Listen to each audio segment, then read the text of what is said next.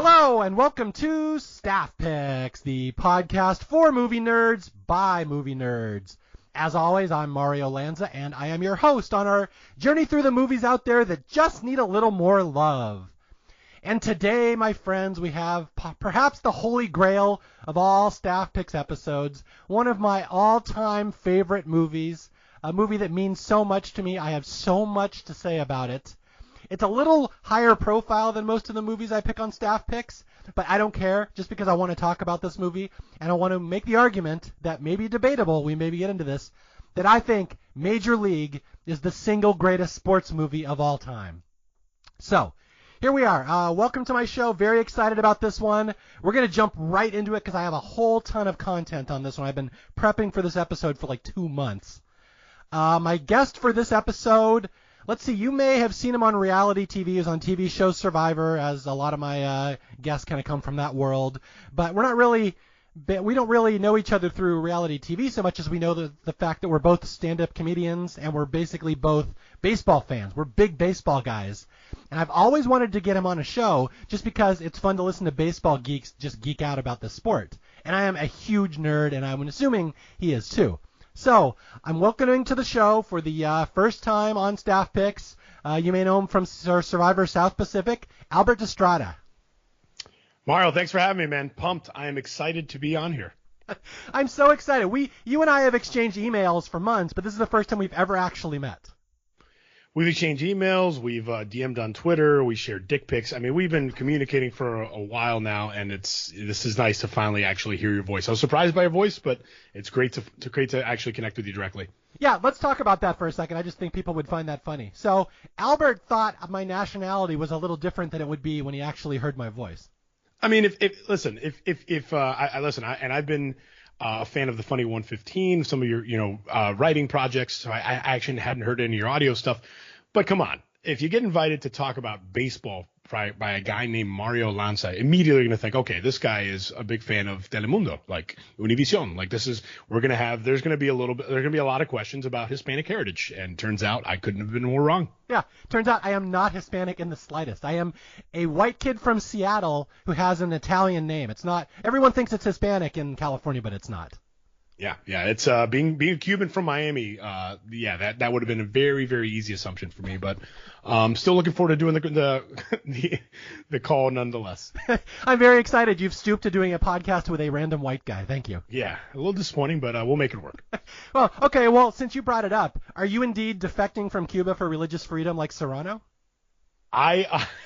So Pedro Serrano, when you first invited me to do this on this particular film, Mario, I got to tell you, this movie was near and dear to my heart growing up playing high school, college baseball, and ironically, having a kind of career trajectory in baseball that was kind of similar to a poor man's Pedro Serrano. Like, dude, I could literally hit a fastball. Like, you could not throw a fastball by me when I played baseball. I could hit 95. I could hit like velo. I had very, very good bat speed, but literally for me, curveball, bat afraid. Like I had many at bats in college where I saw 9 consecutive sliders and just went back to the dugout and was not very happy. So Pedro Serrano as a Cuban crusher who has some power but can't hit breaking stuff was always a very near character for me. It's going to be fun to talk to you because you and I have very distinct baseball backgrounds. I don't think people know that. Now, kind of explain to people. You said you played in college, which I actually wasn't aware of. You were a pretty big shot at one time, right? I was okay. I mean, I was an okay college baseball player. I played 4 years, both at Lynn University, which is a very strong NCAA Division II program in South Florida out of Boca Raton, and then I finished up at a small Division I, the University of Tennessee Martin. Go Skyhawks. An Ohio Valley Conference school. I was able to play 4 years of college ball. I loved it. Baseball was always my first love, my first passion. I ended up coaching baseball for several years after my playing career, which I really, really loved. And that's kind of that's what I was actually when I went on Survivor. I was a high school baseball coach, believe it or not. And that's kind of always been my first and foremost thing I love in the world, other than my family. Yeah, okay, and let's talk about there's another big elephant in the room, which we didn't mention. You are related to a famous baseball player. Yes, that's right. My uncle, Orestes Destrade, we share the last name, was an original Florida Marlin back when they were the Florida Marlins in '93. Led the team in home runs and RBIs that season. Currently, he's a broadcaster for the Tampa Bay Rays. He's done some work on ESPN, Baseball Tonight, Little League World Series, bunch of cool stuff. He's always been a big mentor for me. Funny enough, actually, when Survivor was doing its rounds of, every now and then they'll reach out to you and connect you on certain things. They were doing like a testing for Blood versus Water season 2 and asked me if I had any interesting relatives. He was actually my first pick, was him, because he's a big, colorful dude who's like a giant 6'4" version of me, but like way more outlandish. So, yeah, that's my uncle, and he's a really cool dude. Yeah, so you have legit baseball pedigree. So yeah. I just want to point that out. Now, Albert and I may nerd out a little on baseball. This episode may be a little inside baseball for people, and I'm going to try not to do that, because I know people know that I'm this huge dork and I like movies and stuff, but my entire life was baseball until I was about 18 or 19 years old. And it's like not quite to the extent that you were. I didn't play in college, but like as a kid growing up, I was the best hitter in my area, in the Seattle area. And it's only because I used to go out in front of my house and I'd play this game where I'd take a wiffle bat, those yellow plastic wiffle bats, and I would just throw up tennis balls and try to hit them as fucking far as I could. That's all I ever did, and I developed this wrist speed and wrist strength. So like even though I wasn't the biggest kid in the world, I could hit the ball farther than anybody. So like from ages 12, 13, 14, 15, like my coach would just say, Mario, I want you on my team. Tell me which players you want on your team, and that'll be my team. I could pick my own teammates. And so like I went through this era where I was like the biggest name in my area of baseball. It was this huge thing, like you said. Everyone is the biggest fish in the small pond at some point, right?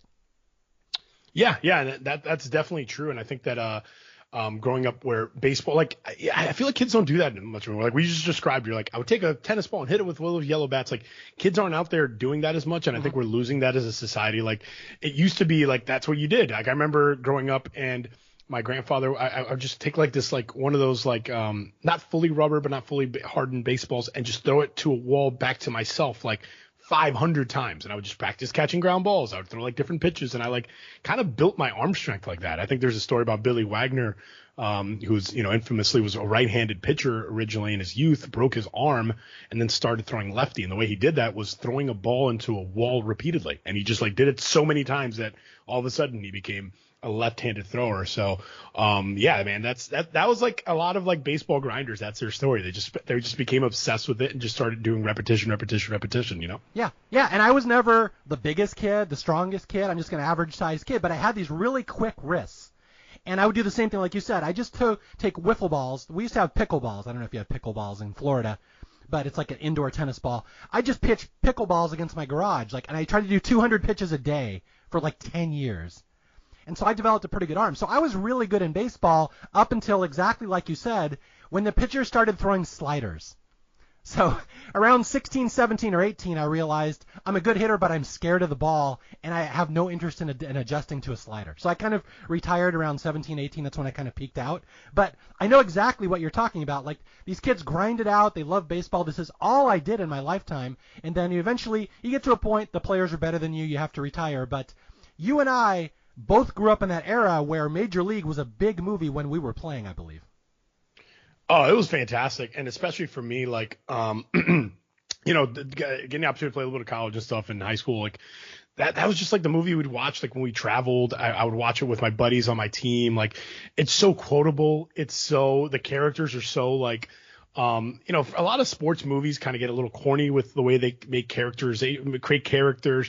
Like these characters were not just like cool baseball players. They just like, they almost would have worked in almost any like vehicle if you think about it, right? Like they all have their own eccentricness, and they all have their own like kind of like appeal. So it's just so classic. And it's funny because a lot of people don't mention it in terms of best sports movie or best baseball movie. I always just loved it, but I think you're right. I think it like deserves to be in the conversation for best baseball movie, maybe even best sports movie. Yeah, and funny you say that because going into this podcast, Albert had told me your favorite baseball movie is what, Bull Durham? I'm a big Bull Durham guy. Yeah, Bull Durham is like from a purist standpoint, my favorite, just because it's a little bit darker, and I always kind of like associated myself a little bit with Kevin Costner's character a little bit with the Crash Davis.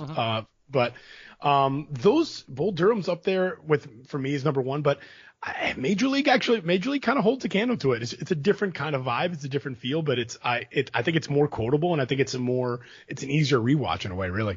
Yeah, and that's kind of what I was going to say. Like, I love Bull Durham. Bull Durham is a great baseball movie, but the problem I have with Bull Durham, why I don't think it's the greatest of them all, is because it's not very accessible to non-baseball people. And I would specifically bring up my wife, who says, I don't like that movie. I don't really get it. It's a weird universe. I don't know that universe. Like, Major League is someone that in a movie that anybody could get into and enjoy, and like non-baseball junkies might have a problem with Bull Durham. That's really my argument. Right. That's a good point. That's actually a very good point. I think my buddy and I remember, like, my best friend and I we were dating a couple of friends at the time, and we were so excited to show them Bull Durham, being like, this is our favorite baseball movie. It's amazing. And these were like, late 20s, early 30-year-old girls, and they just like looked glazed over watching it. And I'm like, oh my God, this movie's doing absolutely zero for them. And it does have like a kind of a real love story with Susan Sarandon and Tim Robbins, but yeah, you're right. I think it's like Bull Durham almost might be too much of like a baseball-y insider movie in a way, whereas Major League you don't really, like I said, Major League, the character's so good, like I don't think you even really need to enjoy baseball to enjoy the movie. It's that fun. Yeah, no, and I agree with you. That's my argument, and like I said, like you said, Major League rarely comes up in the subject of best sports movies, let alone best baseball movies, which I'm always shocked because to me it's really not even close. Like, I love Bull Durham for what it is. The Natural, I love telling this story because I was a home run hitter. Like I said, I always wanted to hit the big home run in Little League. Every single game I ever played in, senior league, pony, stuff like that, I would watch the last 15 minutes of The Natural right before the game because that was my psych up movie. So I know, I know the Roy Hobbs scene inside and out. But that movie itself is kind of slow. That's not one I recommend to everybody unless they really, really love old-timey baseball. It's very old-timey. It's actually, very slow is a really good way to categorize it. And it's funny, actually, one of my favorite memories from high school baseball was we played on one of our trips. We went to, I think this was, it might have been in Texas, but anyway, we played one of these like tournaments where a bunch of teams from different states went, and I never forget one of the best teams in that tournament was like one of the co-hosts, and they just had like this like storied high school team, and every time they hit a home run, they would play the music from The Natural, like the whole thing, and we were watching them play one team, and they just kept hitting home runs, and every now and then they just kept playing every fucking home run was just and it was just like that got like burned in my head, that theme song, So you have a grudge against The Natural to this day? A little bit. It was a little bit annoying to watch them. There was almost like they were shitting on that poor other team, man. Like there was, they just kept rubbing it in their nose. Like, we get it. It's 11-1. Like, okay. Okay, so, I mean, this is a big, endless discussion. What's the best baseball movie of all time? What's the best sports movie of all time? I personally would say Major League. I would listen to arguments if you wanted to say Field of Dreams or Hoosiers or some other sports movie. But the thing I wanted to get into here is not only is this a good movie, but this is why I really wanted to do this on the podcast. I don't know if you'll be able to relate to this. You're a little younger than me. Did you see Major League in the theater? I did not see it in the theater. No, it was I think I saw it I think it was a VHS for sure. It was a physical black cassette tape. Okay. How old are you? I'm 47. You're a little younger than me. I'm 36, but I'm also a little bit more like I enjoy things that were before my time. Like forever, Seinfeld was my favorite show, and I mean Seinfeld was. I mean, I was between 6 and let me see. I think Seinfeld last season was 98, which I was 13. Mm-hmm. So, and that was like forever my favorite show. So, I've always been a little bit like kind of older with my tastes, but yeah. So I'm 36. Okay, so you probably wouldn't be able to relate to what I'm about to say here, but this is for everybody who wonders why I love Major League so much. So, this movie came out in 1989 when I'm 15 years old, and that is absolutely my peak as a player. I really kind of tailed off around 17, 18 when the other kids got bigger and threw harder. But at 15, I'm thinking I'm really good at baseball. I might want to play in the pros. So this movie comes out, which is to me like the greatest thing since sliced bread. And I saw it in the theater at 15. And I shit you not, this is the greatest movie to ever see in a theater with a packed crowd. I mean, have you ever had that experience, Albert? I, I haven't. It hasn't happened in a while, but as I'm like picturing what you're describing, it makes sense. Like the excitement, the scenes, it's almost like you're at a sports game, right? Like people like are rooting for like the big moments, and I can just hear that like that music when they're doing like the winning montage and they're showing all like the newspaper clips. Like, yeah, that actually makes sense. I can't remember it recently for me, but I can picture clearly what you're describing. Okay, well that is what I definitely want to get across to all of my listeners. If they ever release Major League again, give it like a limited engagement, and you get to go see it in a theater with a bunch of baseball people, I don't know if I have ever seen a movie that will give you more goosebumps and chills in a theater. It is like freaking unbelievable. There's nothing like it. And to this day, I still remember that night. My mom took me. Albert, I was not allowed to see R-rated movies. That was a big thing on staff picks. I was treated like veal. This is a silly question. Is Major League R-rated? It is R-rated, and that's a big deal because it was the first R-rated movie my parents would let me see in the theater. My mom specifically took me, so it was like a big rite of passage. Wow, I didn't even process it as an R-rated film, but that makes sense. It's a big step. You remember your first one, yeah. Oh yeah, the one scene in particular where Dorn and Vaughn are fighting in the locker room after Dorn gives him the fake red tag in his locker. Yeah. Listen to that scene. You'll understand why it's R. Rookie fuckwad, can't take a fucking joke. It's all F words. I remember the first time I had it on VHS at home, and my dad walked in. He's like, never play that movie in this house again. Yeah, nice catch. Don't ever fucking do it again. Lou Brown, yeah. Yeah, so again, but that's the point. If you ever have a chance to see this movie, this is like one of the 5 movies I could name in the world. You have to see it at least once in the theater. This isn't specifically for you, just for everybody. And I'm like, Avatar is up there. You have to see that on a big screen IMAX. You have to see Rocky 2. That's another one I love. I would love to see that in the theater with a crowd. But Major League is really the big one. All right, so let's talk about a little more of the history of this movie. So, do you know how this movie came about? I was kind of reading some trivia about it before I got on the podcast here. I don't. I know some snippets. You're probably a little bit more well versed. Hit me. What do you got? Okay, so it's written by a guy named David Ward, who is a longtime Hollywood screenwriter, a Cleveland Indians diehard fan, and I love this. He decided, I want to see the Indians win something in my lifetime, so I better write a movie where they do because I'll never see it in person. As a fan of the Atlanta Braves, who's been a franchise who's paid the toll of just misery over the years, I can completely relate with that. And that makes a lot of sense, actually. That's the thing. And again, I'm from Seattle. I'm a Seattle Mariners fan, who are even less relevant than the Cleveland Indians. Yep. Okay, yeah, so he wrote this movie. He was shopping it around Hollywood for like 15 years, from 1982 to 87. He could never get anybody to bite on it, and eventually he did, and then it eventually came out. It was a huge hit. Again, any kid I knew would have watched it, would have loved it. But then what I love about this movie is that history repeated itself because all of a sudden the Cleveland Indians became the best team in baseball for a couple of years right after this movie. Do you remember that? I mean, those Indian teams, people forget from the early to mid 90s, those were powerhouse teams. And I mean, I know there's like separation from 89 to 94, 95, but yeah, the Indians team and really when they moved from that stadium, when they moved into Jacobs Field, they became I remember them being really, really good with those just insane lineups that they had. Jim Thome, young Manny Ramirez, young, Carlos Braga still in his prime, just so many good hitters. But yeah, that was the Indians it's funny because that's when I kind of watched it I was about maybe 10 at 95. The Indians were already starting to be good, but the movie still made sense as them being the lovable losers of the 80s. I had never even thought about that someone would be watching this movie when the Indians are already good. So it loses some of the poignancy because that's the whole point of this movie, that Cleveland really was the most hapless team in baseball. Yeah. Well, I think they rebranded hard though. When they changed stadiums, they changed uniforms. They went away from that the thick striped logo on the side of the uni. They kind of just rebranded themselves and it worked for them, and I think it's it's like a great scene at the very beginning of the movie when he's like, and here come the Indians and listen to the roar of the crowd, and there's 24 people in the stands, right? It's that's like that. I remember as a kid being like, oh, that's what they were before they moved to the stadium and did this. Stadiums are important. No wonder these teams want to get them. Yeah, it's funny because I have a couple friends who grew up in Cleveland. I've never really been there much myself, but I have a couple friends who grew up being Cleveland sports fans.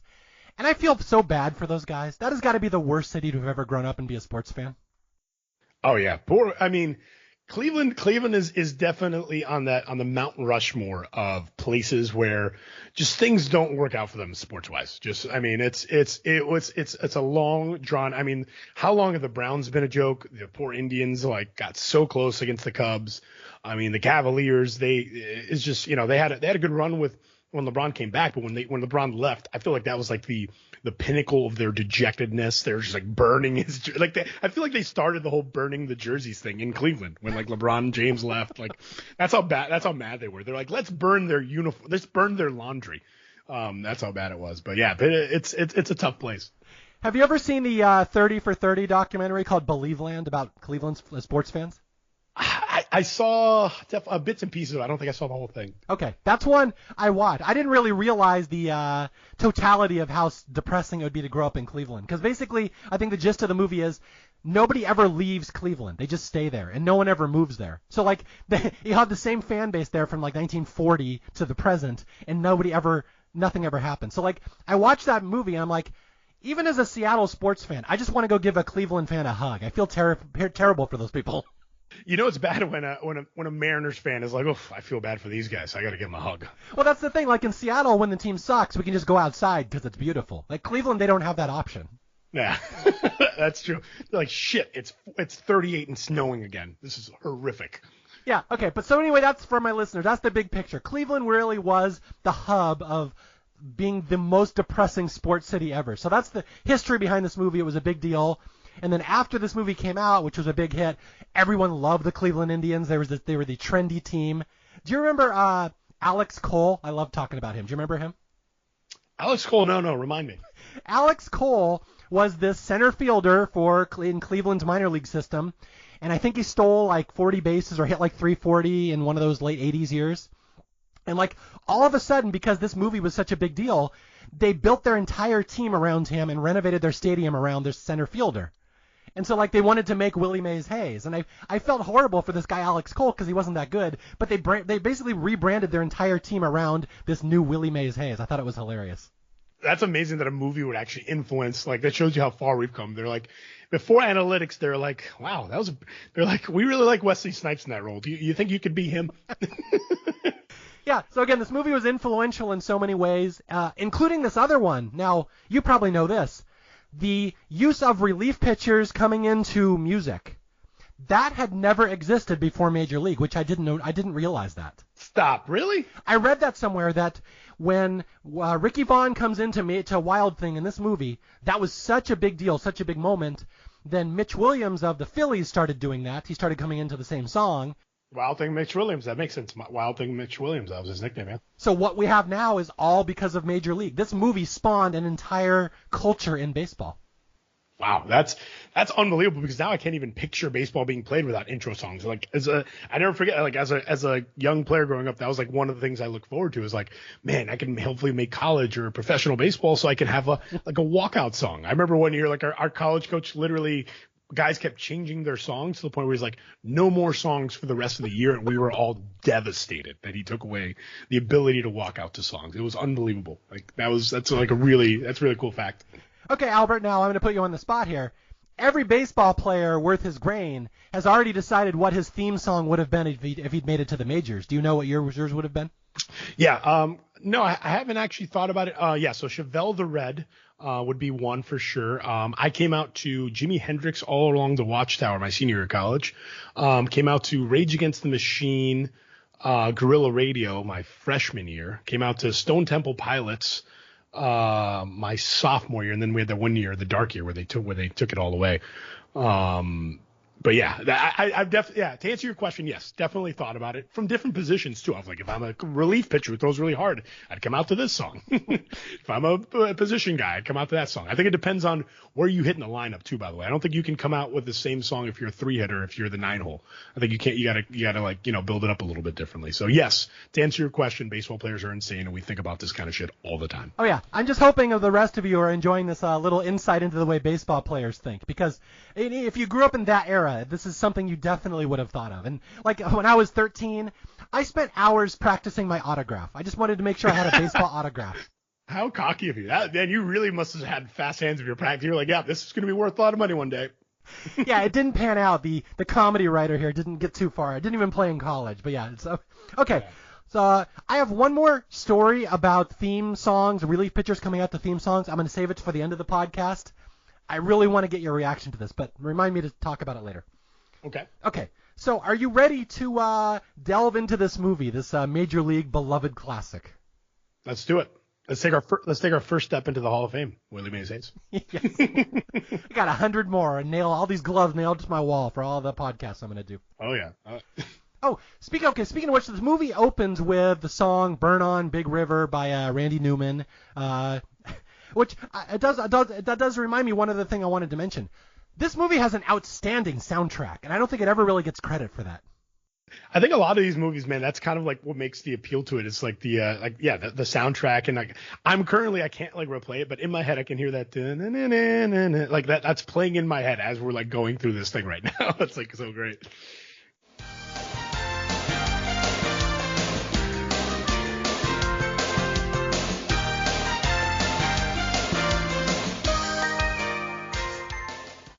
Yeah, this is one of the first DVD or CD soundtracks I remember buying back in the early or late 80s. So, yeah, I still have it, I think, to this day. This song has got instrumental songs. It's got some good live action songs. But this one at the start, Burn On Big River. Like, are you familiar with the significance of that song and kind of Cleveland's history? I'm assuming that's like a little bit with was it the Cuyahoga River or something like that? Yeah. Walk me through it. Yeah. Yeah, the river that goes through Cleveland is the Cuyahoga River, for people who don't know. Very famous because at some point in the 50s, 60s, 70s, I don't know exactly, the river was so polluted, they accidentally caught it on fire. Oh, that's right. Yes, I do remember that. I do remember hearing about that. Yeah, so that's Cleveland's reputation, that the city that is so crappy, they accidentally set their river on fire. And the other nickname for Cleveland is the Mistake by the Lake. Mistake by the Lake. That's that's always bad when they go, this is the Mistake by the Lake. That's always an architect. Nobody's going to win a prize in architecture for that.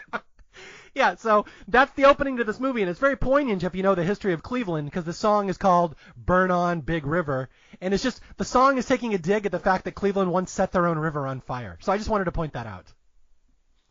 How apropos, right? Yeah. Let's go. And we get the whole montage here, right? We learn the whole history of Cleveland's losing streak over the years. Do you remember the specifics? I think they say something like, so this movie's in 1989. Cleveland has not won a championship since 1948. It's been 41 years. They've gone 34 years in a row with no playoffs. And this is all legit. This is all what those real stats were at the time. This was not a good baseball team. They actually still haven't won a World Series, which is pretty remarkable. Now, what is this? 30 some odd years later, right? 32 odd years later. I did not realize that. They still haven't won a World Series? Yeah, they haven't. Think about it. Wow. Well, okay. See, I'm a little biased because my team is obviously Seattle. In 1995, Seattle had our amazing run with Griffey and Randy Johnson and everything, and we beat the Yankees, and it was awesome. And then we got buzzsawed by the Cleveland Indians. Yep, they did. Yeah, so I just assumed Cleveland won that World Series because they were so good. I always forget they didn't win that World Series. 95 World Series was the Atlanta Braves, my good man. We beat the Cleveland Indians. That was actually that was the last time we celebrated. I'm a diehard Atlanta Braves fan. That was the last time we celebrated. And then you had the big World Series in I think that was 15 with the Cubs, or maybe that was 16 actually. Cubs and Indians, where they both are facing, destiny, and the Cubs had Jamal, even though the Cubs had, in their defense, the Cubs had been waiting a little bit longer than Cleveland, but the Indians will be, or now the Guardians, right? That's another part about this movie too, by the way. The Indians don't exist anymore. Now it's the Cleveland Guardians, but I'm sure we'll cover that a little later. Yeah, I'm glad you brought that up because, like I said, this movie kind of gets forgotten a little bit in baseball lore, and I'm worried it's going to get forgotten even more now because obviously there's a awful lot of shots in this movie of grinning Chief Wahoo on that hat. Yeah, oh yeah. Yeah, I don't know if this movie is going to age all that well because of that. I'm not sure it will be allowed to exist. Wait a second. Are you trying to tell me you think Major League's going to get canceled? It's entirely I mean, they had a strike in 94. They've already shut down baseball once. They may cancel this movie. I don't know. Are you trying to tell me Jesus Christ can't hit a curveball? I'm sorry. I can't help myself. Yeah. All right. So we'll get back to that. Yeah, but that is an interesting point. Do you think that's going to hurt the popularity of this movie overall now that Cleveland Indians are no more? I mean, I really hope not. I hope it's like remains like a cool relic. Like we look back upon it and think it's like, it goes from like a movie about a current sports team to a movie about like a team that existed. I hope it doesn't. I hate any. I mean, I think you and I have privately spoken about getting offended in the PC culture, and not to go on a soapbox here, but I think things like this that are, I mean, Major League, think about it. It's a great comedy film, right? It's a master class in how to make a fun, irreverent sports film. So I really hope it doesn't get caught up by all this PC nonsense of people getting offended. I mean, they were just doing what they thought was funny at the time, and it was funny at the time. And if anything, Major League 2 is maybe a little bit more offensive than the original Major League when they got like the Taka Tanaka and all that kind of stuff. But he's more of a stereotype than anybody else. But I don't know. I sure hope not, Mario. I hope they don't come out with the pitchforks against our film. Well, it's funny because you said it's a very light, lively, whimsical comedy, but I'd even go further than that and say this movie like legitimately inspires people. And like I would feel it's so horrible if a movie that is so beloved and inspires so many people like gets tarred and pitchforked. I think that's terrible. Well, what's funny, man? It's like I think the idea has been, as much as it wasn't like considered cinematic greatness in a way, the concept or the formula has been repeated many times, right? Like how many times since then have we seen like a sports underdog movie? It's like this is like the original like amazing sports underdog movie. Every character in the movie is an underdog. Luke Brown works at a tire shop. Like every player was like a discard, and they all like turn out to be good. And we've seen that over and over and over in other movies. There's The Rookie, and there's the all these other little baseball movies. Like what's the Keanu Reeves one? It's escaping me now, but it's like the same concept. It's like all these different movies have those same themes, and they all kind of have to pay homage to Major League as like the OG, I think. Yeah. I had to think about that. The Keanu Reeves movie is Hardball. Hardball. Yeah. Hardball. That's what it was. Hardball. It just, as you were saying, Hardball. Yeah. All those other, like, we've seen it so many times, like the underdog story. And it's Major League that's the mecca of that. I think it's like the original one. Yeah. Well, maybe worst case scenario, George Lucas can come in here and CGI the Guardians logo on the hat all throughout the movie. Guardian. Yeah, that'd be a hell of a remake right there. Remake it with the Guardians. Okay, so the plot of this movie is actually very simple, and I was actually kind of surprised when I watched it again this morning how quickly this movie gets into the action. Did you notice that? Within 3 minutes, we're already into the plot of the movie. Oh, I love that. I actually love that. Like right out of the gate, they're like, it's spring training. It actually moves at a really fast pace. If you notice, it's a quick film. I want to say it's like maybe an hour 27, something like that. I'm just off the top of my head there. I'm not looking at anything, but I feel like they kind of edited it to work at that quick pace. Like it seemed like stylistically, whatever, maybe the studio something, but they just wanted it to go quickly, and it does feel like it hits the ground running. Yeah, absolutely. There's no wasted momentum in this movie. We're into the action within like 5 minutes. We're at spring training. I think I did time it. It's like an hour 33 movie overall, but like almost 30 minutes is the final game. Wow, I didn't realize that the final game's that long. That's awesome. Yeah, if you pay attention to the pacing of the movie, they play their first game and they lose, and then all of a sudden the owner's like, "Oh, we're 16-24." So like we yada yada over like 30 games. Yeah. And then all of a sudden they're like, "Oh, they're getting better. Now they're 60-60." So we really jump huge parts of the season. I always thought that was funny the more I looked for it. Yeah, that's right. I mean, it's hard to make a movie about a 162 game season, including spring training and a one game playoff, and not do it that quickly. Yeah. Okay, so let's talk about the plot of this movie, because this is very important, because like this is a comedy. It's a funny movie, but the reason I like it so much is that almost everything that happens in this movie could happen in real life. And the whole plot of the movie, we're going to get in a real sensitive area here as a Seattle sports fan, because it ties into my history as well. But so the plot of the movie is what? That we have a new owner of the Indians. Her husband died. She's a showgirl, and she doesn't like the team being in Cleveland, right? Right, which is interesting because it actually does foreshadow what really happens, which is Miami. She wants to move the team to Miami, and Miami gets a major league franchise 4 years after this movie comes out. It's pretty kind of wild. 93, the Marlins come into their inception. But yeah, it actually is a pretty plausible outlook. They're like, we're in Cleveland. We suck. It sucks here. She's like, they promised me a mansion in Boca Raton, and like, I want to go to Miami. Like, this is amazing. And it's like, okay, I could actually see that as a plausible like situation. Yeah, not only is it plausible, Albert, this is was the reality for life as a Seattle Mariners fan in the late 80s. Because they would hold this over our head every year. Because people may not know, if you don't know the history of baseball, there was no team in Florida in 1989, correct? No. The Marlins started in 93. 93 was the inception of the Marlins and the Rockies. So every team that was struggling in baseball through the 80s would get this threat hanging over their head. Either increase attendance, get a new stadium, get better, or we're going to move to Florida. And this happened to Seattle at least 3 or 4 different times during my childhood. Yeah, your 95 season was a pretty breakout for you guys. But yeah, some of those runs, those late 80s runs for you guys kind of saved your franchise in a way, right? Or early 90s runs kind of saved the franchise. They did. They saved the Mariners from Florida, from this exact scenario in this movie. So when I see the scenario in the movie, this is not some outlandish plot just for a movie. This is literally how baseball worked at the time. Florida was sitting there with open arms, and they had all those spring training teams and all those fans. And like, you grew up in Florida. People love baseball in Florida, right? They do, yeah. And it's the weather's fantastic. Even the name makes sense. The Miami Mariners. Think about that. That would have been amazing. I could actually see it. We're right by the water. The Mariners, like it was a natural tie in there. But yeah, you guys. I'm glad the Pacific Northwest kept the franchise because the Mariners are, I think, a really cool and awesome part of baseball history. So. Yeah, we're the only team up there in the Northwest, so we have to represent. But yeah, that's the thing. The plot of this movie is very realistic. That owners do have this clause. It's called an attendance clause, and they sign a lease with the city. And if they don't get enough attendance, don't get enough support, they are free to shop the services anywhere they want in the country.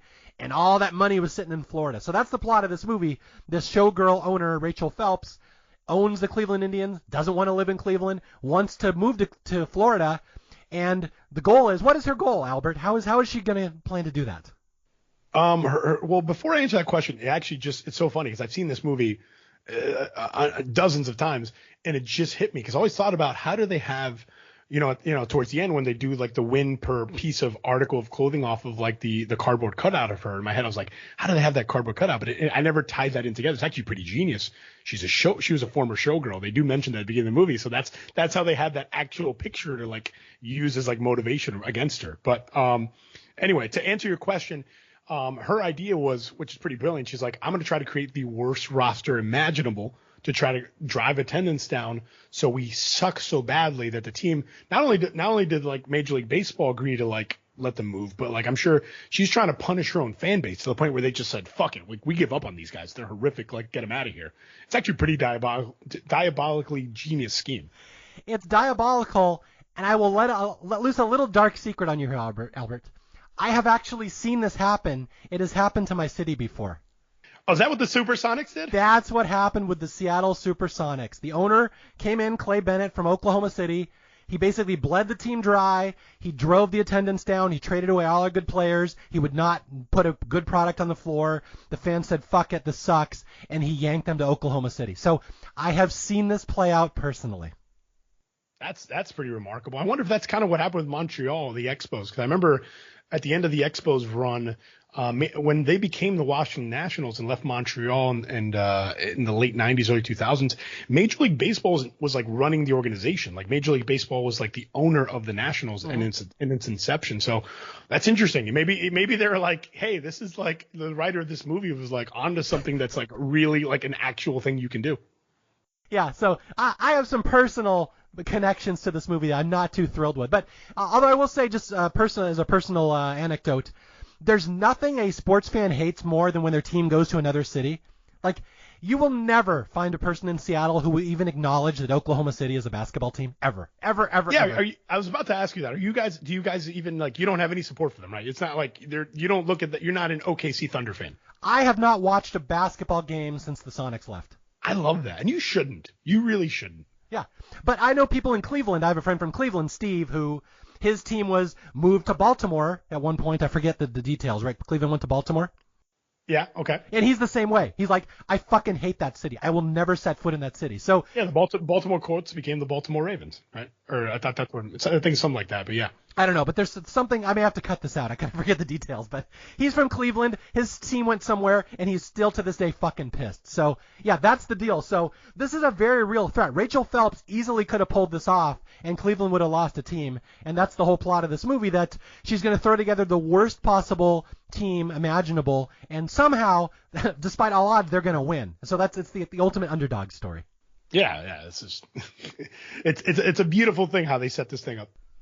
And again, it's not over the top comedic. Like in a lesser movie, this would be a really silly movie, but it's not really a silly movie.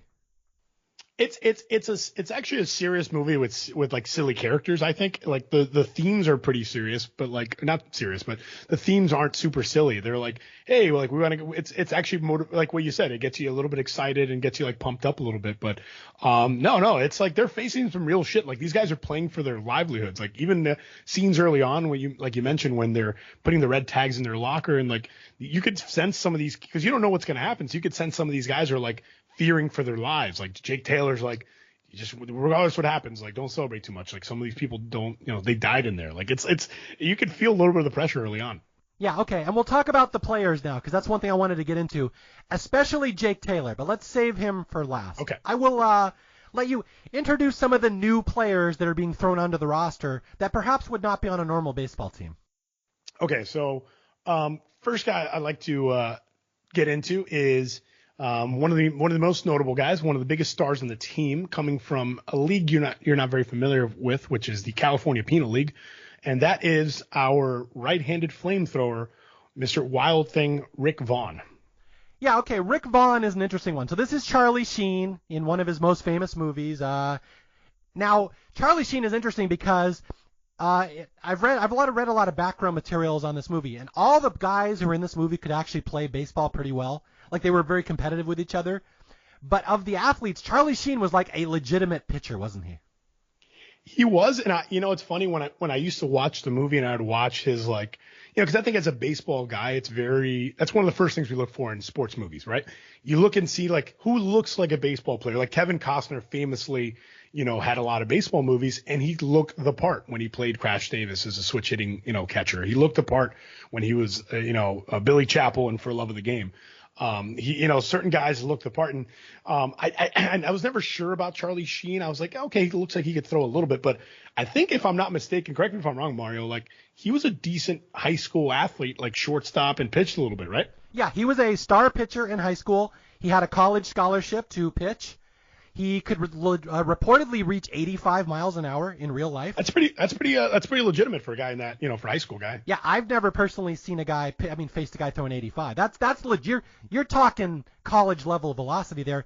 And then not only that, I heard that he went on steroids for this movie. So like he could really bring it in some of those pitching scenes. He looks like he's actually pitching. That's surprising. I mean, I don't want to say surprising, because like a lot of the action stars of the 80s did some weird stuff like that. But and after the fact, and actually now that if we think about who Charlie Sheen became, maybe steroids aren't that surprising for him to use to be Wild Thing Rick Vaughn. But what a great character. What a great, the whole shtick of, him just showing up to the field with cutting the sleeves off his uniform. That's actually one of my favorite things about this movie is how quotable it is. Mm. And it's quotable in non-baseball settings. Dude, buddies of mine, we literally quote Major League in everyday life all the time. Probably one of my favorite quotes is that one. It's we wear caps and sleeves at this level. He's like, Vaughn, they tell us you're a pitcher, not much of a dresser. That whole thing of him, he just shows up and cuts the sleeves off his uniform, and he's on the payphone talking about when spring training is, and there he's like, yeah, we report in April. He's like, or March. He's like, yeah, I don't know if we could make it in March. And the camera slowly pans back and shows you he's in jail. It's fucking amazing, actually. I'm glad you said that some of the lesser quotable lines are the funniest ones in this. There's one that always makes me laugh, and I don't know why. It shouldn't. It's when they're in the fancy restaurant later. Jake takes them all to the fancy restaurant to introduce them to higher culture. Yep. And Ricky Vaughn is wearing a leather jacket with no sleeves and a tie. He looks ridiculous. He looks amazing, yeah. And he says, I feel like a banker in this thing. unreal. Willie Mays Hayes is reading the menu upside down, and he's just like, "Don't worry, I'll order." It's all those little those small little lines are some of my favorite. It's the greatest. Okay, so yeah, Ricky Vaughn is this pitcher with a big arm. He's got an attitude. He's in jail for boosting a car. He's just trouble, but he can throw very hard. Now, Albert and I would be the first to tell you, if a guy can throw like 96 miles an hour, which is kind of ostensibly what Ricky Vaughn does, they can overlook a lot of sins. They will try to teach him control if you have that kind of velocity because, prior to, the 2000s and velocity camp and speed camp and stuff, 96 was a really considered a power arm. Oh yeah, I mean, I think that's probably gets glossed over a little bit. I'm still pretty big on following baseball and stuff, and they show how the major league average fastball has climbed from what used to be like 92, 93 to 94 to just numbers that are ridiculous. But dude, in 1989, a guy who just comes out there kind of like whatever in a spring training workout, just throwing 96, 97, that's like a that's like a franchise changing type arm, especially in that era. Like back then, if you had a guy who threw 95, that guy was like a power pitcher. So yeah, you see Rick Vaughn and like he has all this appeal as like this like guy who throws the shit out of a baseball, but will knock off the dummy's head when he's trying to pitch in a bullpen session. You know what I'm saying? Yeah, no. And the one thing I want to bring up is that this is another thing that's really been lost to time is that Nolan Ryan, the all-time great strikeout king, the fastest pitcher in baseball history, I believe in 1989, he still held the record with a pitch at 100.9 miles an hour, which was not that much faster than Ricky Vaughn. In fact, if you watch, that's kind of a big moment in the movie, the last pitch where Ricky Vaughn strikes out Clu Haywood. He throws 101 miles an hour, the last pitch of the game. That, I believe, would have broken the record for major league velocity at the time. Really? I guess I never quantified it like that. Yeah, there weren't guys throwing 100 at that time period. But what a great scene where he just like Jake Taylor's talking to him. He's like, I don't know. What do you think? How do you feel about the old number one here? And you just hear like Lou Brown in the dugout's like, forget about the curveball, Ricky. Give him the heater. He just literally throws it right by Clu Haywood, and they just show you the shot of the radar gun. It's just that really gets you jacked up. Like that, I do agree with you. That was like to be in a theater to see that and to see feel the emotion. That actually would have been fucking pretty sick. So we talked about Charlie Sheen, who famously, I don't know why you were surprised he took drugs for a role, but he took drugs for a role. But, right. But yeah, Charlie Sheen was a legit pitcher. Like I think in this filming, they would move the mound up a couple feet so it would make it look like he threw harder, but he could legitimately get it up there. Makes sense. So let's talk about a relative newcomer to Hollywood, who was probably my favorite character in the movie at the time, Willie Mays Hayes, played by Wesley Snipes. Oh, love Willie Mays Hayes. Yeah, okay, so who's Willie Mays Hayes? Who is this guy?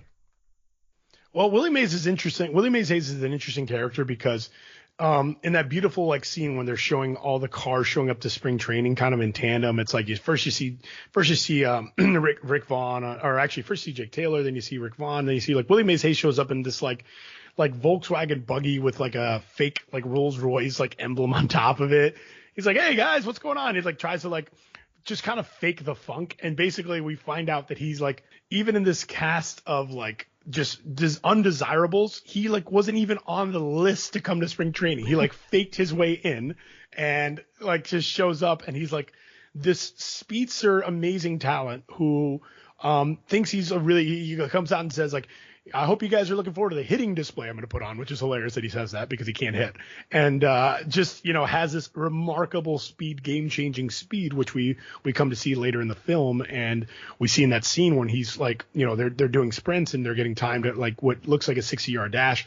And Willie Mays Hayes just comes out in his pajamas and just smokes everybody. Yeah, it's Willie Mays, I would argue he was the takeaway from this movie at the time. There really wasn't you had Ricky Henderson in baseball. You had kind of players like that, Vince Coleman, Tim Raines. But yeah, this guy was such a big talker, big bragger, said he could do anything, failed at everything he said he could do, which is hilarious. He eventually proves himself later. But I just want to bring back the point that Wesley Snipes was relatively unknown. I think he might have been in New Jack City or a couple other movies, but he was not that big a movie star. So this was a huge breakout role for him. There's some big names in this movie that hadn't really I mean, I know Charlie Sheen had done like some stuff before. I think Wall Street came out before this, but yeah, like Wesley Snipes ended up being a huge name in Hollywood. It hadn't really done much. Rene Russo was, turned out to be a really big name in Hollywood. A lot of the people in this movie had some pretty good careers after the fact. And yeah, Wesley Snipes comes on and just like completely owns the role. Like it's incredible that he doesn't come back in the second film, and they kind of changed the actor on that, but don't get me started on that. But really, really sad. Probably the saddest part of the second movie. But yeah, he was unbelievable as Willie Mays Hayes. Like unbelievable. Yeah, again, this is one of my all-time favorite movies. I generally don't like sequels, but this movie was set up to be a franchise or to have other good sequels after it. And I was so excited for Major League 2 because I knew they could do a lot with these characters. And there have been very few daggers to my heart bigger than, Wesley Snipes has decided he doesn't want to play Willie Mays Hayes anymore. I mean, yeah, how quickly did his career like blow up that he's just like, I don't want to be Willie. I mean, all these other guys came back. Come on, Wesley, what are you doing for us? Maybe you could have paid your taxes if you played that movie, if you took that role in season 2. Is that too soon? Is that too soon to use that joke? No, it's fine. It's just soon enough, actually. Okay, fair enough. But yeah, so he did this movie. He did White Men Can't Jump, another one of my favorites. So, he was up for bigger and better things. But, oh my God, I feel like it only have... Major League 2 is not that bad. It could have been a great movie. It just isn't. But anyway, that Wesley Snipes thing always kills me. Okay, let's talk about a couple other players. Pedro Serrano, who I know is a personal favorite of yours, as you are a fellow Cuban. Love me some Pedro Serrano. Like I said, Dennis Haysbert... kills it as the Cuban crusher, and he it's funny, Mario, during my rewatch I had another aha moment. You ready for this one? Okay. It just hit me again after watching the movie dozens of times. It hit me why he wears number 13. Why would that? I've missed this. Why? Because he's like all into like voodoo and evil and like luck and like the dark side. He's praying to Joe Boo. He's got a snake in the thing. It's like, of course he's going to use number 13. It's like the evil number. Great. Now you've offended all my voodoo listeners. No, but I never thought about it once, and I'm like, wait, 13 makes sense. It's like 13's like the haunted floor on like all the hotels. Like that's why he wears 13, because he's like a little bit in the dark side. Okay, so Pedro Serrano, if you haven't watched the movie or haven't seen it in a while, big, scary, shaved head, black voodoo guy who is, without question, the most intimidating player on the team. Everyone else is terrified of him. I have no idea how Rachel Phelps found this guy and voted him and invited him into camp. But, yeah, he's just got that big, deep voice. He's intimidating as all hell. He scares people. He does voodoo rituals at his cube, or at his little cubby. And the thing is, in Major League 2, he's treated very comedically. In Major League 1, I appreciate that they don't do that. They actually treat this guy like a real dude, and everyone's just scared of him. Yeah, I guess that's actually one of the funniest things about him, because his character changes so much from 1 to 2. He comes from like being like this like, dark side, like big bad scary, like almost like Terminator type figure, to like whatever his big turn in Major League 2. He's like kind of discovers like yoga and inner peace, and like it softens him up a lot. But yeah, he's a big bad motherfucker in Major League 1. And I actually have an interesting story for you, Mario, about meeting the real Pedro Serrano in real life. Can I share this? Do we have time? Absolutely. Share it. Okay. Really interesting. So, just give you guys a quick background. So obviously you had mentioned I was on the show Survivor. And one of the things I did to get on that was, my friends and I were kind of infamous for crashing things. We show up to things and break into like parties and things that we had no business going to. First one that we ever did was when the New Orleans Saints won the Super Bowl in Miami, a little over 10 years ago. I lived in Miami. My buddy came out, and he had this whole plan where we're going to sneak into the Super Bowl. We were young. We didn't have any fucking money. But he had read a book about some guy who had snuck into like the first 30 Super Bowls or something. So long story short, we couldn't get into the physical game, but we set up this like series of like, concept where like, okay, we're going to go to the team hotel and kind of like finagle our way into their team party.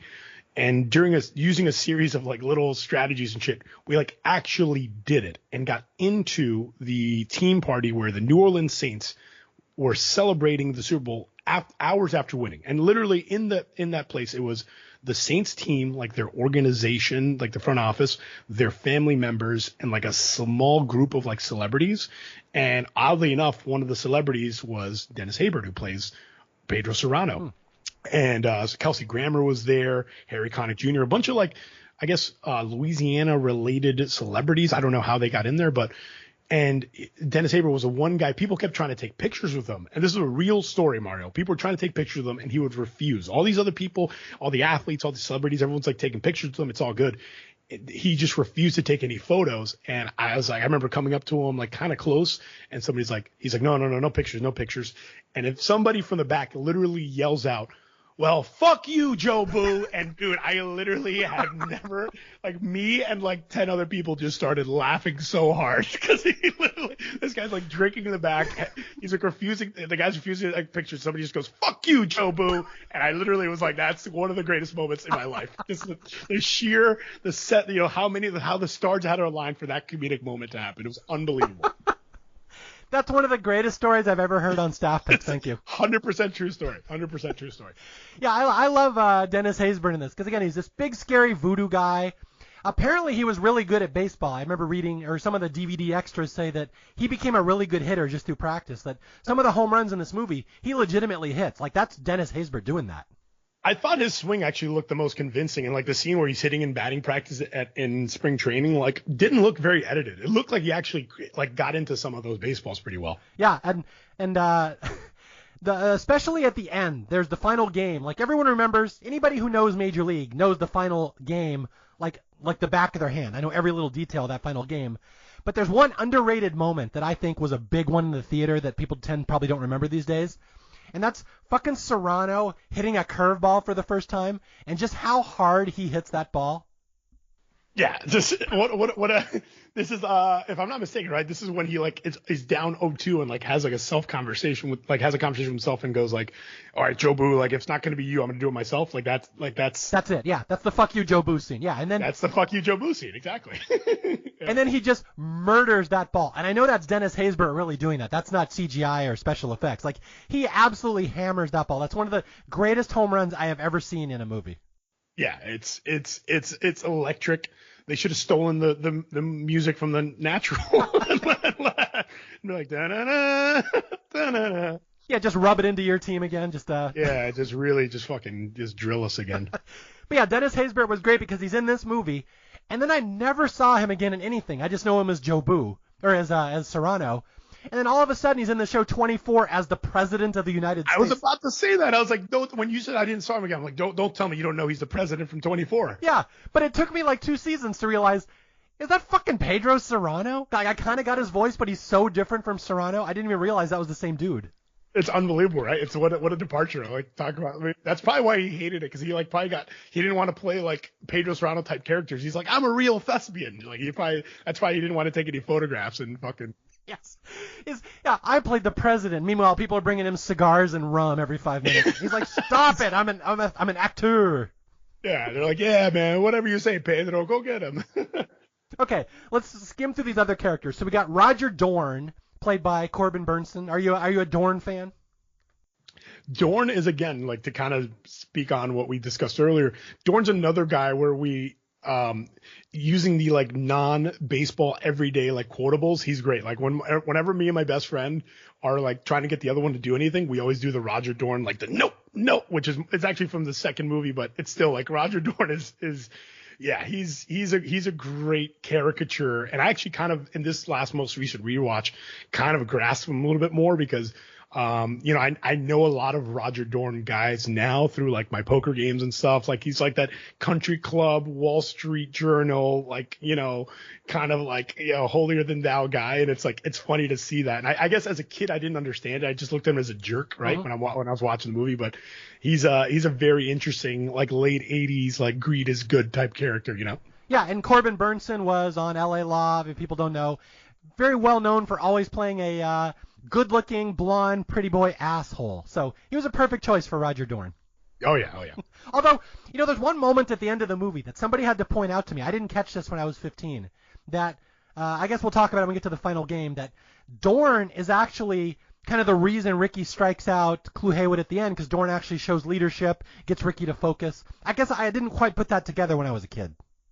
I guess I never tied that either, too. You're right. I never thought of it in like that transitive property where it's like, Ricky's nervous about what he did, and then Dorn basically is like, comes up to him being like, I know what we know, which would happen with his wife, but he's like, go strike this motherfucker out. And like, that's it. And then Ricky's laser focused and, goes out and gets him, Yeah, but that's actually a story arc for Dorn that I think a lot of people miss. I mean, I agree. This is news to me right now. I was today years old when I figured it out. Like, okay, so we got two other players I want to talk about. Eddie Harris, who is one of my dark horse favorites in this movie, the old slop ball pitcher, the old Gaylord Perry. Are you an Eddie Harris fan? Yeah, Harris is great. My buddy and I were discussing it the other day. It's another guy that I wish came back for the second movie. I think he got replaced by Shoop or something like that. But he's great, and his whole like him versus Serrano thing, where he's like, hey, we should do a prayer, not like you savages. Like he's a very hilarious, like old timey pitcher guy, lathering up his body with Vaseline and doing all sorts of crazy shit. Like he's a guy who would not pass today's Major League Baseball foreign substance crackdown. Yeah, love Harris. Yeah, for people who don't know baseball history, this is a very common trope in baseball history. This is very realistic. The old man who can't throw 95 miles an hour anymore, now he's throwing 80.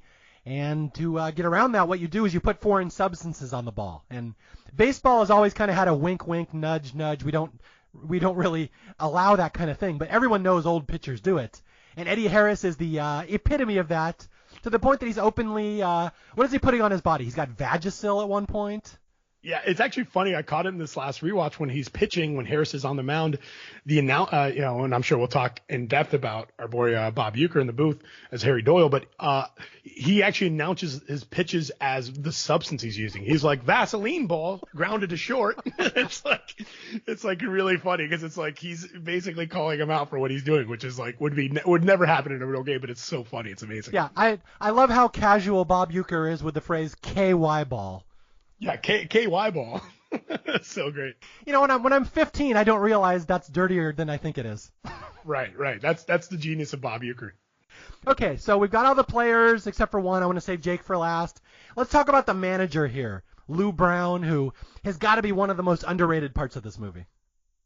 I am going to disagree with you because Lou Brown, wait for it, is arguably my favorite character in the entire series. I love Lou Brown. I think if you notice, I have unintentionally quoted him several times so far during this podcast. I think he's great. I think he's like the glue that ties everything together. He's like almost like he's like the most realistic character in the movie. Like he's like, I could see a Lou Brown making it in coaching. Like I've had guys that were like Lou Brown. And I love him. He's like, he's wise. He's funny. He's just, oh man, everything about Lou Brown just does it for me. Like literally love Lou Brown. And that's another role, by the way, too, Mario. It's like, for baseball, people in baseball movies or sports movies to look like and swing and throw like baseball players, very important. Dude, there's sometimes when you can see a coach or a manager in these films and you're like, this guy doesn't act like a coach. Like that guy he's spot on as the old, been through it all, seen it all coach. Like he is spot on in that role. Yeah, and it makes you wonder why he wasn't coaching before. Like you said, everything he does looks and talks like a real baseball coach.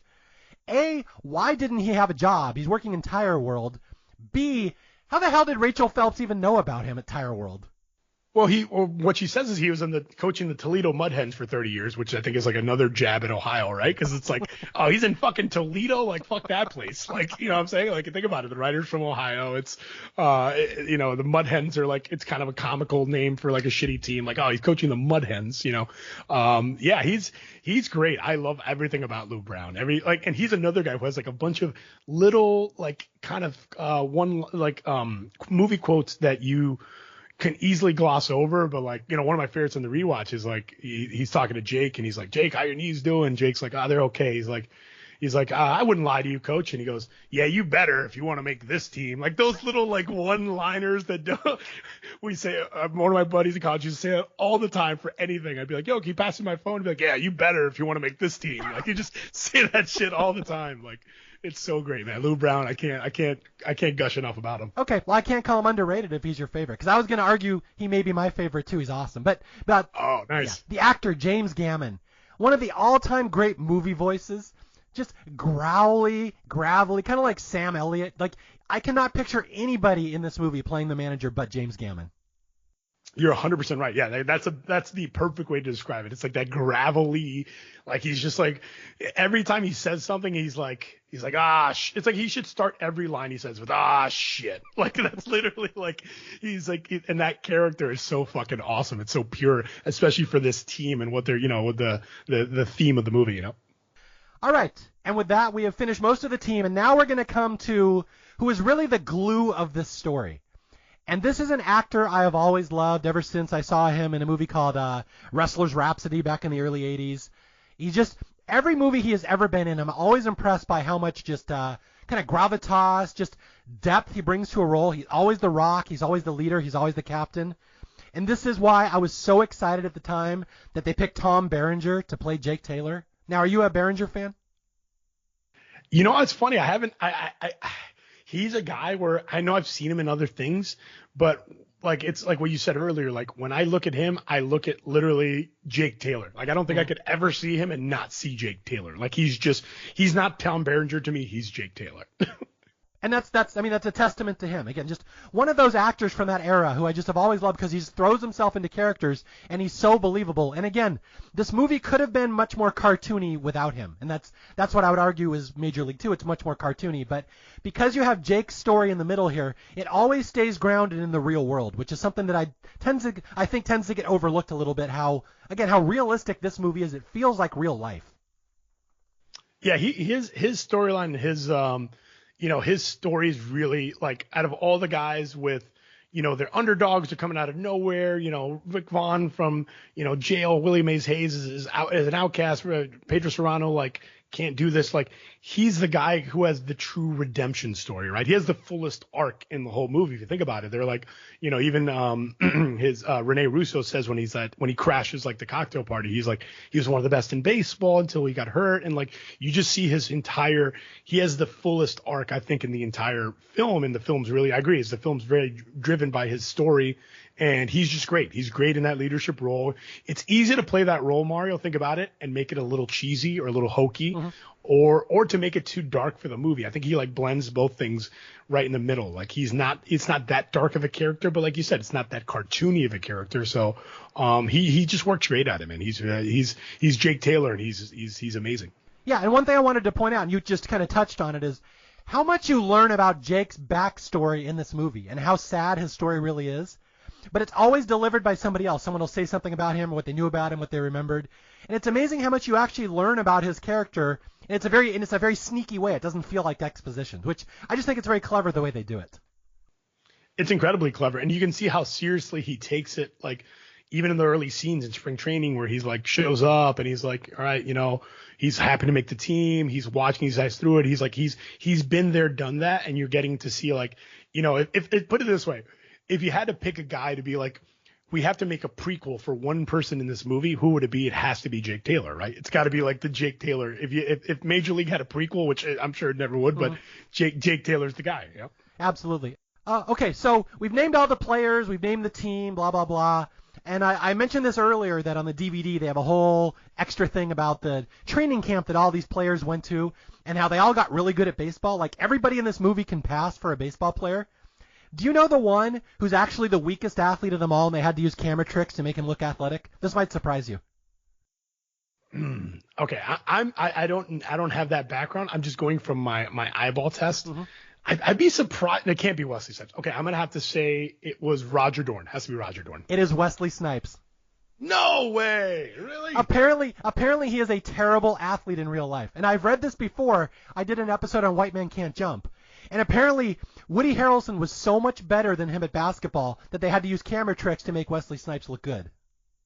That's a really interesting nugget because like of all the guys, if you picked like who's the best athlete, most people would pick him, right? Because not only is he, an action star, but he's like has multiple, like you said, he has multiple sports movies. He's in a baseball movie, he's in a basketball movie. He's like, he's Blade, like he's got all this shit going on. I never would have picked that. Never would have thought about that. And I think he's like a black belt too. He's like a huge martial arts guy. But it's kind of notorious that someone pointed out if you watch Major League. Every single time Willie Mays Hayes is running, it's in slow motion. And you'll notice they only do that to make Wesley Snipes look faster than he actually is. I never knew that. Yeah, just watch for it. But like the other guys are all really good. Dennis Haysbert got really good. Dorn, Corbin Burnson was good. Even Eddie Harris. Now, the actor, have you ever seen the actor who plays Eddie Harris before? Because I'm a big fan of him in other sports movies too.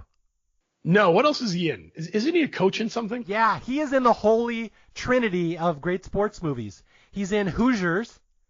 Okay. He is the asshole dad who doesn't like Coach Norman Dale and tries to get him run out of town.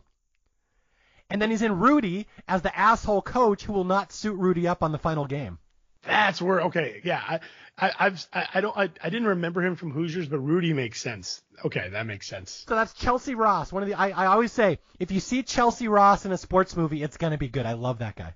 It's going to be good. Yeah, that makes sense. Okay, so let's skim through the plot here. So we have the team. They've been assembled, and basically they're just destined to be terrible. They were designed to be the worst team ever so the team can move to Miami next year. And basically the first half of the movie is montage of them going through spring training. And is there anything in particular you want to talk about in the training montage?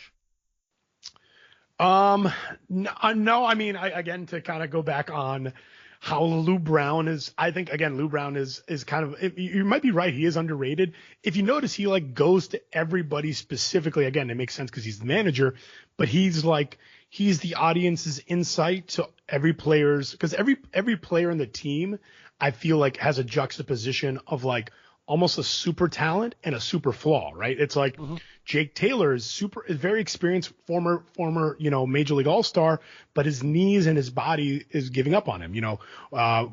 Ricky Vaughn has unbelievable abilities to throw a baseball, but doesn't have any command. Willie Mays Hayes has this incredible speed, but keeps popping the ball up. And you just see, Serrano, he's like, who's this guy? How did he hit the ball so far? And then he's like, Harris, throw him a curveball. And he's like, oh shit, that's what it is. Like you see Lou Brown kind of identify everybody's like superpower, but also their super flaw. And now it's like, it's on him to figure out, okay, how do I make it work with these guys? And I think that's really interesting because spring training shows us guy by guy what they, Roger Dorn, he's a good player, but he doesn't want to like his body. He's like 1 foot in, 1 foot out. He doesn't really want to, he just want to get in front of the ball. Like he's Lou Brown's like, come on, Dorn, with that Olay bullshit. Like he's like looking at him like, what the fuck's wrong with you, man? Like you're supposed to be a good player. So it's, I love that. I love that vantage point as like a coach, Yeah. Now, so you've spent a lot of time coaching, so you actually have thought about this more. So yeah, so that is what a baseball coach would do in like a spring training scenario.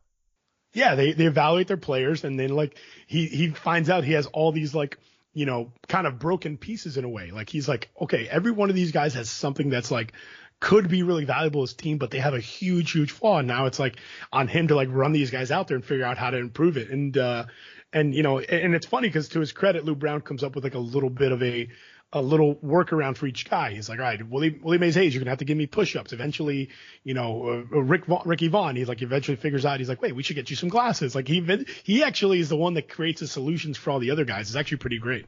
Yeah, there's a couple things that stand out to me in this spring training scene. The first is obviously everybody remembers this scene is Wild Thing Vaughn trying to learn control, where they just put Charlie Sheen out there with a little pitching dummy, like a little metal mannequin type dude. And he just basically obliterates the shit out of it because he has no idea where that ball's going. Oh, it's unbelievable. That's something that like in baseball circles will live forever. I remember we used to like have pitchers throwing to like, maybe not, they weren't cardboard cutouts, but like dummies. And like, listen, there's no team in the country who hasn't have a guy like that who won't make a Ricky Vaughn reference. If one guy lets one get away, he'd be like, all right, easy there, Vaughn. Like, it's fucking fantastic. On this last rewatch, the thing that was making me laugh was, Pedro Serrano, the big power hitter, cannot hit a curveball. The fate of both Albert and me, not the breaking ball hitters. But I love how far off he is when he's missing those curveballs. The first couple ones where the guy will just throw a batting practice curveball, which anybody should be able to make contact with. And Serrano swings like at full strength and somehow misses it by about 5 feet. And he also says, "Oi!" It's like not even close. I just love how off he is. And you see his like frustration. He slams the bat. You're like, you could tell it's like, this isn't the first time this has been an issue for this guy, and it's going to be a big issue. Yeah, it's a very interesting, and I relate to it, by the way. I've been there. It's not easy to hit a fucking curveball, man. Breaking balls are hard. I think they should be illegal. I mean, fastballs, if baseball played with fastballs only, I might have made the big leagues actually. So I can relate to that. Yeah, I was okay with curveballs because curveballs, you just try to hit it to the right side. Sliders are fucking evil. Now, let's explain to people who aren't baseball player what the difference between a curveball and a slider is. Well, generally, there's two big differences. The curveball is more, if you think of a clock, the traditional clock, it's like starts at like the 12 and breaks down to the 6, or starts at like the 1 and breaks down to the 7. It's more up and down, whereas sliders are more lateral movements. So slider will start at like 3 and go to 9 from a right-hander, or 2 to go to what is that? Kind of in that same direction. Also, the curveball's slower and loopier. The slider is usually a little bit firmer and sharper with its break. So I agree with you. I actually think sliders are probably tougher to hit, like right on right sliders. Yeah, that was the thing, because I was inherently scared of the ball, and I could get away with it because I was bigger than everybody and I had quick wrists. But I get up to like 17, 18 years old, and I remember I faced a kid who pitched for Stanford University. He was on my Legion team, and he's like, "I'll just throw you batting practice sliders." And I'd never seen a slider before. And for people who've never played baseball, you're standing at home plate, and he starts pitching, and it's going to hit you in the butt every time. That's where the slider comes, butt or back.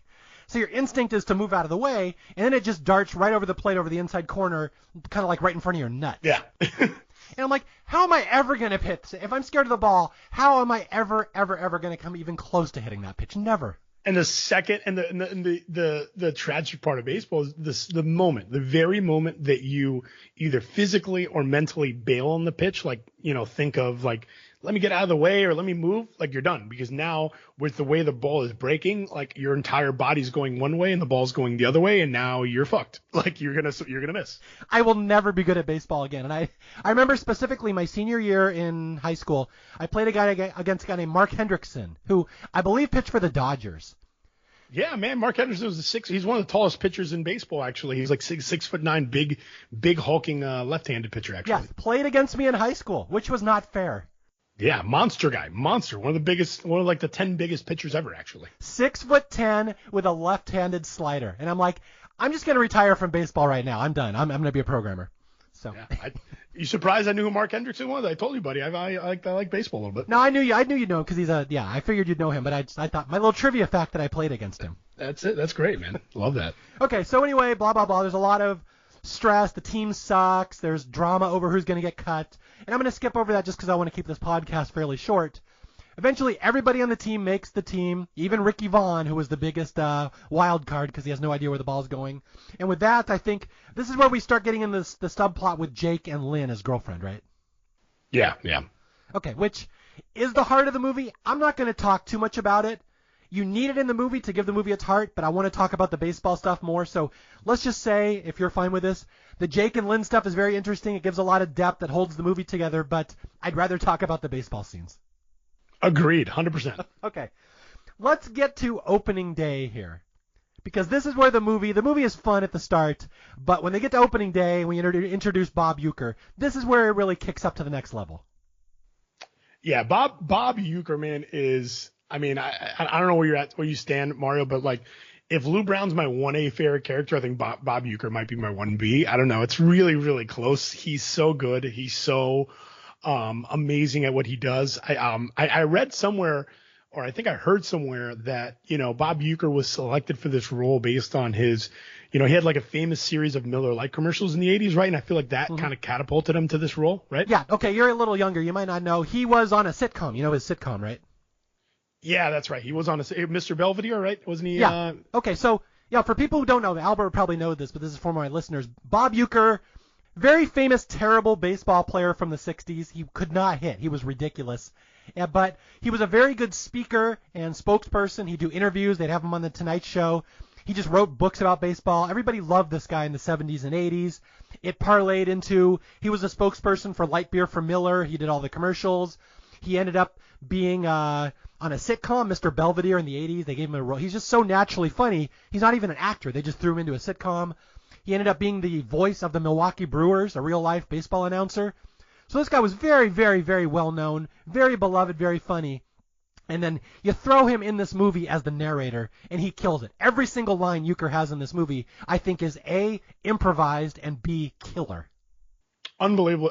Couldn't agree with you more. He's I mean, if you think about his trajectory to be like a self-described, less than spectacular former ball player who parlayed that into like, dude, he was a regular with Johnny Carson. Like they just had him on because he was funny. He would tell funny baseball stories and like I feel like he was one of the early kings in a comedic standpoint of really owning like self-deprecating humor. You know what I'm saying? Like he would like really crush like making himself the butt of the joke while also being really smart and really quick. And what a lot of people don't realize is he's like one of the greatest actual baseball broadcasters ever. Like he's a very, very good baseball broadcaster who just happens to be very, very funny. He's a national treasure. I actually saw his I think MLB Network did a whole special on him, man. And it's like super interesting to watch his abilities, how he works with different partners, and even his relationship with his partner in the booth. I actually think is really funny because his partner is it's almost like the Penn and Teller kind of like dynamic.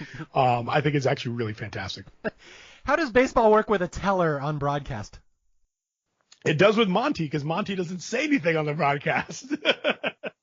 I'm jealous. I grew up in Seattle. Dave Niehaus was our baseball guy. Everyone loves him in Seattle. I am still jealous that I didn't grow up in Milwaukee and never got to hear Bob Uecker call baseball games. I'm with you on that. I agree with that. Yeah. Okay, so Uecker is going to steal every goddamn scene in this movie, including, now here's my personal favorite quote, and I feel bad because this is such an obvious quote. I wish I had a smaller one. But, like, I cannot tell you how many times in my lifetime someone has thrown a ball that's 12 feet outside in Little League, and I will say, just a bit outside, tried the corner and missed. Tried the corner. Ball 4, ball 8, ball 12. Like he's like, I can't believe like his breakdown in like using just great exaggeration. He's like, how are they laying off pitches so close? Yeah. Or like Willie Mays Hayes will like dribble a ball and he'd be like, hot shot to second base here. Like he's just like so great. You're right. Everything that comes out of his mouth is utter gold in this film. Like Bob Uecker is, if you don't even like, think about it. If you don't like baseball and you don't even like really like this movie, I think it's almost impossible to watch his scenes and not at least grin a little bit and be like, this guy's great. Like, you know what I'm saying? And going back to your story about you showed those girls Bull Durham, they didn't care. I bet they'd crack up at Bob Uecker. So that's the difference between Major League and Bull Durham. One is so much more accessible to the non-baseball junkie. 100%, yeah, you 100%. Okay, here's another favorite Uecker line. I forgot about this one. Okay, so this is more of an inside baseball joke. Albert and I will laugh more than our general audience at this. So Ricky Vaughn comes in, and the Indians just get crushed in their first game, 9-0. Ricky Vaughn walks the bases loaded, gives up a grand slam, and they're like, should I go pull him out of the game now? And the manager's like, nah, leave Vaughn in. Let's see what happens. And you know what's going to happen. You and I know this because this is how baseball works. Right. If a pitcher's pissed, the next pitch is going to be right in the batter's back. So Ricky Vaughn drills the next batter, and the manager's like, interesting. And here's the Uecker line that I always love. About time, it's 8-0. Just like real subtle, right? Like real under the announcer. The announcer is like, about time you threw at somebody. Why wasn't he pissed yet? So that's just a little baseball thing that baseball people know. If it's a blowout and the pitcher's mad, someone's going to get drilled. And Uecker even doesn't have any pretense about this at all. He's just like, yeah, about time he hit him. I've been waiting for it. I love one of my favorite things about Uecker, just from a like a thematic standpoint, is he's constantly, if you notice like his style, he's balancing two ideas at all times. He's using like this like over the top kind of like funny over optimism, like the Indians drop a nail biter and it's like 9-0, right? Yeah. Or he's just like blatantly being like, oh, to hell with it. Like this is like, he's either like, everything's very polarized with him. It's like either being like comedically super positive or just like calling out the negative in a way like, no one's listening anyway. Like he's like, at the end of the one thing, he's like, and the Indians lose this on whatever. He's like 1 run and 1 hit and 2 errors, and then he like looks over. He's like 1 hit, 1 goddamn hit. Like it's so great. It's so great. Like when he finally, like he's trying to be that positive guy through a shitty, and then when he breaks it and goes the other way, it's like unbelievably good too. There's a one little throwaway line that just made me think of where he's talking. It's TP Talk. He's got a little talk show. Yeah. He's like, yeah. Have you noticed the Indians have been getting better lately? Judging by the attendance, you haven't noticed. Yeah, he's just like jab. He does a little bit of a jab at everybody. Yeah. Yeah, but I just love the idea of these long-suffering baseball announcers who have been through so much hell over the years, and they have to be positive on the air. And you just see that with Bob Uecker. And that reminds me of a story. You'll like this one. So the Mariners had a long-time baseball announcer, Dave Niehaus. Do you know him?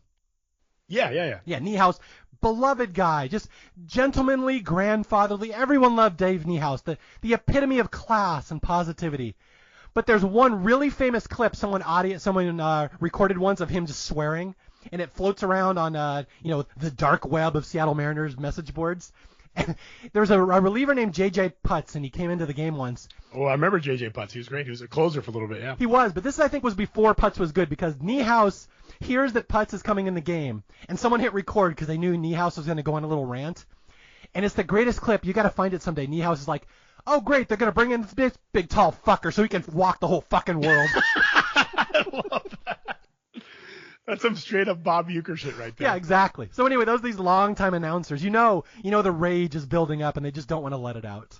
Did you ever hear the story about, and I might butcher this, but I'm hoping you might know it, the Bob Uecker story where he created a fake reporter character? No, tell me. Like a fake correspondent. Yeah, I might butcher it, but it was something to do with, that's what it was. He was a French Canadian reporter, and it was a character that he created. So the story goes, and I'm gonna probably butcher it, but they were playing the Expos, and either he wrote a column as like this French Canadian reporter and came up with like a whole name. He's like Jean-Pierre LeBlanc or whatever, and he's like writing this whole thing, but it's like satire. Mm-hmm. But it's like he was like so in depth that like nobody knew that it was a fake reporter, and it was like this whole thing, like it started becoming like an inside joke amongst the broadcasters and the baseball writers that like, oh, we can't wait to hear what Jean-Pierre LeBlanc's gonna write about this game or whatever. And it was really like Bob Uecker like running this long gag, and he would never admit to like, or he would like quote him on the on-air thing, like they'd be doing the pregame show and be like, Jean-Pierre LeBlanc wrote this, like, what do you think about this? And it was like him like fucking with them. It was like clear, like Bob Uecker's like comedic genius, just like really ahead of his time. You know what, all this baseball talk, we're kind of veering off from the movie a little bit, but I just want to talk to my audience a little bit that listen to how much joy Albert and I have got over sports and baseball over the years, how much laughs and stories and jokes it has brought to our life. And I always think it's so interesting. You hear a lot of people nowadays just, oh, I hate sports. I hate sports ball. I don't like sports culture. But would you regret for a second you've had all the sports in your lifetime? Not at all. I actually like to tell people, so I left college in college baseball, you have, the most scholarships that can be given out are 11.7 scholarships. That's the maximum they can give out. Usually a team has about 30, 35 guys. At the Division II level, it's about 9. So most guys who play college baseball, it's almost impossible to have a full scholarship, right? So, I left college with a little bit of debt. I had a partial baseball scholarship, but I didn't have a full scholarship. And I always like to joke, Mario, that like they're like, "Oh, Albert, what's your degree in?" And I'm like, "Well, I left with about $40,000 in debt because I left with a degree in baseball." Like that's kind of like what I like learned and like really studied and focused on like my whole life, and my whole like upbringing was baseball. And I think like baseball is a microcosm, and sports are a microcosm for life, right? You have wins and losses, you have ups and downs. You have to like, it teaches you like, life lessons on how to like, especially the fucking sport of baseball. Like any sport where you can fail, the old adage is if you fail 7 out of 10 times, you're considered, one of the best in the game. Like it teaches you failure. It teaches you with like not worrying about things outside of your control. And like, I think we like need it more. Even going back to your original, the first thing you talked about at the beginning of this program, it's, hey, as a little kid, you'd go out there and just play ball and just keep working on your hands, and like teaches you dedication. It teaches you teamwork. And I think we need more of it, man. I think it's like so good for people. And I think there's almost nothing in the world I would trade for my background in baseball and like learning the game and being around the game, because I think it helped me become a better human being, honestly. Yeah, and I've said the same thing. My wife has said the same thing too. Like, people that grew up with sports, they learn how to fail. And that is a very underrated thing, because a lot of people, especially like gifted kids who are always at the top of their class, kids are good at everything. Some of these kids will get to like college and they have never experienced failure ever. Right. And these kids are in trouble because they do not know how to deal with that. They have mental issues, they snap, they just cannot handle that. Now, you and I played baseball our whole lives. Probably lost just as many games as we won. But the thing about baseball is there's always another game. Tomorrow we'll play again, so who cares? So right. You learn to take a loss very easily. You learn not to take yourself very seriously as well, which is very beneficial. Yeah. 100%. Oh, baseball players are notorious lunatics because of the mental gymnastics you have to make when you're 0 for your last 17 and you just like strike out and you have to walk back to the dugout and then go out and play defense. And like, act like everything's okay, like it makes you develop like a different level of thick skin. Like you're 100% right. Like a lot of people don't know how to fail. They don't know what it's like to get cut from a team or get benched or like be in a slump or like, and that kind of shit like makes you a good person. And it makes you like, that's why some of the funniest people I've ever met in my life were people I met in baseball. It turns you into these like lunatic characters. Like I've met some like hilarious people in baseball circles. And I think that's what Major League is, what makes this movie work so much is those are the kind of, some of it's exaggerated with like what they can and can't do physically, but those type of characters like the Roger Dorns and the Jake Taylors and the Harrises, like there's a lot of guys like that in around sports. And that's what makes this movie work is the human element more so than just like, can he throw a ball fast? You know what I mean? Yeah. And again, to me, this is more than a movie. Like, I like movies. I talk about movies all the time. I love extrapolating themes. Major League is more than a movie to me. This is such an inspirational movie, and just the memories I have of when this movie came out, seeing it in a theater, seeing it with my mom taking me to my first movie, and I'll have a little more on that later that I really want to talk about because it's kind of powerful. But yeah, this is more than a movie to me. This whole seeing this movie and experiencing it and seeing how it was presented on a screen, it was a big moment for me. So that's all I wanted to get to say here, I guess. Okay, let's get back to the movie so we can actually finish this in 2 hours. Let's do it. Okay, so we have big montages here. The team slowly gets better, and like I said, they kind of yada over a lot of it. They're like, oh, they win a game. All of a sudden now they're 15-40. Oh, look, all of a sudden now they're 60-60. Like they really jump over some stuff. The only scene that's really, I think, significant to talk about in the middle here is the dinner party where Jake goes to Lynn's dinner party and he meets all her fancy guests. Yeah. And the only reason I want to mention that is because of the punchline, which among me and my friends as the kids was legendary. The punchline at the end of that scene, you know which one I'm talking about? I mean, the last thing he says in that scene is like, stay away from her. But are you talking about when him and the boyfriend are walking out the door? It's where Lynn's boyfriend is trying to show off to Jake what a loser he is and show Lynn that she was missing nothing by losing Jake. And at the end, the boyfriend walks out. He's like, well, it's good to show her. Anyway, stay away from her. And Jake just says, suck my dick. Yeah, that's what it is. Suck my dick. That's the ultimate comeback. That's how you end a conversation like that. Yeah, they like quietly walk out and they're just being like super passive aggressive with each other. It's fucking great. Okay, so anyway, there's a lot of stuff I'm skipping over. I feel bad, but I want to get to the end here. So let's just say the turning point is the team gets better and better, and they start to learn, they start to believe in themselves, and the owner, Rachel Phelps, starts taking away all their amenities, takes away their hot tub, takes away their jacuzzi, their plane, blah, blah, blah. But it will eventually culminate in the team starting to believe in themselves, and then they're told the truth of what the reality of their season really is. That's where it really comes about, where Charlie, the GM, comes to Lou Brown and says, Rachel's not going to let you win. She didn't design this team to win. Right. That's an interesting turning point in the movie because it's a big reveal that I think actually works for like a motivator for the guys. Because now they're like, fuck this shit. I think at the beginning of the movie, like the first motivation from Lou to the team is like, every sports writer in the country picked us to finish dead last. He's like, so let's make them eat their own shitter. I forget what he's. It's a shit burger. Oh, let's feed them a nice big shit burger. That's what he says, right? And and then the next big motivator becomes after Charlie has that conversation with him, where now they're like, oh, okay, you want to see us lose. And I feel like, my best friend and my co-host on my own podcast always like to say, he's like, there's no better motivator than spite. And now they're playing to spite the shit out of Rachel Phelps. And I think that's like, it actually serves as a part of the story to like catapult them and be like, shit, yeah, we're going to play fucking even harder now to like spite this bitch. Yeah, and this is really interesting to me because, okay, so here's the point of the movie. It's like the last half hour of the movie. The Indians have been told, even if you win the season, they're just going to sell all you off and get rid of you after the season. Rachel Phelps will just move next year. So, like, you have nothing to lose. So, fuck it. Just do whatever. And the players all coalesce and come together like, well, let's just win just to spite her. And I actually figured this out. So, at this point in the movie, they're 60-60. There's 42 games left in the season. They have to go 32-9 to make the playoffs, which you yourself know that doesn't happen much in baseball.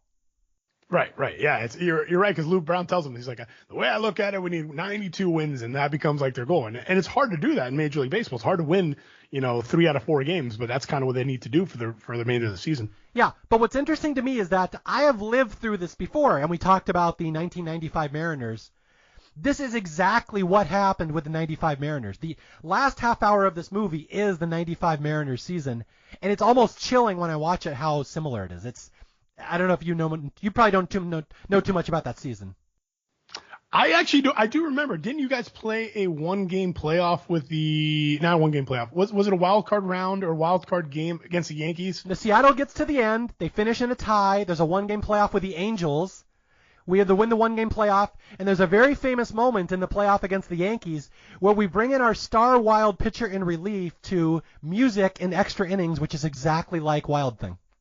Yeah, you're right. You're right. And if I'm not mistaken, doesn't Griffey score on a Edgar Martinez double and it's like a crazy slide at the plate or something like that? He does. It's very similar. Yeah. Which is very similar to Willie Mays Hayes' slide at the plate at the end of Major League. Yeah. Okay. So we'll talk about that in a second here. So anyway, the Indians have to go 32-9 over the last 40 minutes of the movie, and the whole rest of the movie is them just spite winning. And like all of a sudden they're good, and it's exciting, and like double steals and home runs and great defense. I love this whole stretch of the movie. Yeah, that's really fun. And one of my favorite scenes or one of my favorite elements of that part of the film is when they kind of tie in the live action with the newspaper headlines. It's like you'll see them do something and then it's like it becomes the headline in the next day's newspaper, like twin killing or whatever, like, Indians stay hot and do this. I actually thought that was like a really cool, like, way to do a montage. That montage is like fucking legendary just because of how they did that. Yeah, so it's not only a baseball montage, but you get the city of Cleveland starting to believe in him. Like all the people that said they're shitty at the start now says they're like, these guys, they're not too fucking bad, which is high praise in Cleveland. Right, yeah, that blue collar mindset that they outlined with like the construction workers and landscapers, like kind of like being like, who are these guys? These guys suck, to like, hey, these guys aren't that bad. It's actually great. It's a nice commentary on, like you said, like on the people who actually live in Cleveland. And there's an especially nice poignant moment that this one actually almost makes me tear up a little. It's this whole montage. Cleveland is supporting the team. They're putting, Cleveland Indians helmets on the statues. They're putting pennants in people's hands. People are talking about the Indians. And they just cut away to this old shot of these two old guys who are like 80 years old. And they're playing chess. And they're both wearing Wild Thing shirts. Yeah. Which I just think is so cool that old guys would have a Wild Thing shirt. Yeah, they have like a Wild Thing Rick Vaughn, like with his silhouette on it. It's like a really badass actually look. Yeah. Okay. And with that, basically the movie ends with the Indians have come out of nowhere. They're tied for first with the Yankees, who anytime you make a baseball movie, the Yankees must be the bad guys. Going back to the Bad News Bears. Are you a Bad News Bears fan? Love Bad News Bears. Oh yeah. Even back in the 70s, we knew the Yankees were dicks. Right. Yeah. So anyway, here's the final game, which again, you have got to see this in a theater at some point in your life if you never have. This is outstanding. I actually think that I was gonna say, just to kind of comment on that, like the idea of like the villain and how they brought it back. Like I told you, I think it's something that you see before. Like at the very beginning, like when the first game of the season, they play the Yankees and Clu Hayward hits a grand slam off Rick Vaughn, and like now it's like not only have they like kind of climbed the mountain, but they got to beat that team. Like they were like the quiet villain the whole time. You didn't hear much about the Yankees during the movie, but then at the end it's like, oh shit, we got to face the fucking Yankees, and it makes sense as like a logical like end boss. You know what I'm saying? Mm-hmm. Yeah, and there's, like you said, it's been built up. We skipped over it in the podcast. There's a built up rivalry between these two teams. The Yankees beat them every time, and Ricky Vaughn cannot get this guy out, Clu Haywood, the Triple Crown winner. So it's been established. Right. So here we go, the game. And I have to say a little personal anecdote here. So the final game in this movie is in Cleveland, although in real life they filmed it in Milwaukee. Did you know that? I did not know that. Yeah, for some reason they couldn't get the permits to Cleveland, so it's filmed in Milwaukee. That's also how they could get Euchre, because he's the Milwaukee announcer. But it's actually Milwaukee's stadium, not Cleveland's. Interesting. But I have a lot of people or a couple people that are friends of mine that were there that night at the filming. No way, really? Yeah, it's apparently this big legendary thing. It was between games of a doubleheader in 1988 in Milwaukee, and they had all the fans there, and they had them cheering. So you had like an actual crowd. And what's interesting is they handed out baseball cards that night. They had a special limited edition, one time only, all the major league actors as their characters, that the only people who ever owned that set were the ones in attendance that night. How do we buy this? How do we get our hands on one of these things? Well, Albert, I'm glad you brought that up because I happen to have a collection of them. Stop. I do. I have a friend who was at that. He got the cards that night. He put them in a drawer for like 30 years. And a couple years ago, he's like, I don't really care about baseball cards. Mario, you like baseball. Would you like these? And I'm like, hell yeah, I'd like those. So, oh my God, that is bad. Talk about a fucking jackpot. That's unbelievable. yeah, so I have those. I cannot, but I was not there. But anyway, it was a big deal. But I remember seeing this scene for the first time in a theater with my mom. Now, keep in mind, I'm in Seattle. Seattle has never had an exciting baseball game ever. So we're watching this in a movie theater, big surround sound, movies packed, 50,000 people in the stands, crazy. And like you just have goosebumps watching this in a theater. And I remember my mom turning to me and saying, can you imagine seeing a game like that in real life? Because in Seattle, you never would have. Yeah, at that point, like you guys, I mean, the Mariners were a team, but you guys were like the laughingstock of the league, kind of like the Indians were. So yeah, I don't know. That's some pretty interesting foreshadowing. Does this tell me, is this going where I think it's going? It is going where I think it's going because 6 years later, the Mariners played the Yankees in the playoffs. My mom took me to that, and we really experienced the exact same thing. The Kingdome in '95. That's awesome. So like I almost cry watching this movie thinking back. My mom's not with me anymore, so I remember this. This was a big deal, this whole thing. So this whole moment of the opening of the game, it's just so electrifying. It's probably the best baseball scene I've ever seen in a movie. That's unbelievable. And if I'm not mistaken, it's like when Ricky Vaughn enters the game, it's like the first time you hear like the actual, like they play the song, the whole crowd's pumping, like everybody's jazzed up, right? I think that's the first time he walks out to it, right? They have been teasing you with the song Wild Thing throughout the movie if you pay attention. They'll mockingly call him Wild Thing. It's playing in the background in the bar in one scene. During one of the montages they play Wild Thing, but you never see him set to it coming out triumphantly until the moment at the end of the scene. Oh, it's so great. And like Taylor's like surprised. He's like, Vaughn, you're going to Vaughn? He's like, yeah, I got a gut feeling. And then you see like the girl run to like tune it up. It's actually like gets like the blood juice. Dude, it gets me all juiced up when I see that. Okay, so one thing I want to say here is that there's a line I use all the time on my podcast, and I stole it from Major League, and it's right here at the scene. Like I do another podcast called Survivor Historians where we talk about the history of Survivor. And I love throwing to my other co-hosts, hey, do you have anything to say about that? And they'll like be dead silence or say no. And I'll like, well, he's not the best color man in the league for nothing. And that is dead stolen right here from Bob Uecker at the start of this game. That's the best. It's yeah, we talk about Monty. He's like, you got anything? He's like, nope. Okay, so let's talk through this game. So it's a pitching duel. Eddie Harris, the old crusty KY veteran for the Indians, against some curveball specialist for the Yankees. And we got 6 scoreless innings, which a game like this would probably be like that. Now we get to the 7th, and the Yankees score first, correct? Okay, yeah. Okay, I mean, that's a question, right? Am I correct? Oh, I think so. I think they do, actually, yeah. It's 2-0 Yankees, and so it looks all dim, like the Indians are going to lose. And now we get to the bottom of the 7th, and this is you quoted it once with Dennis Haysbert at a party. I quoted it once as the greatest home run I've ever seen in a movie, the Serrano home run. So lead people through this one.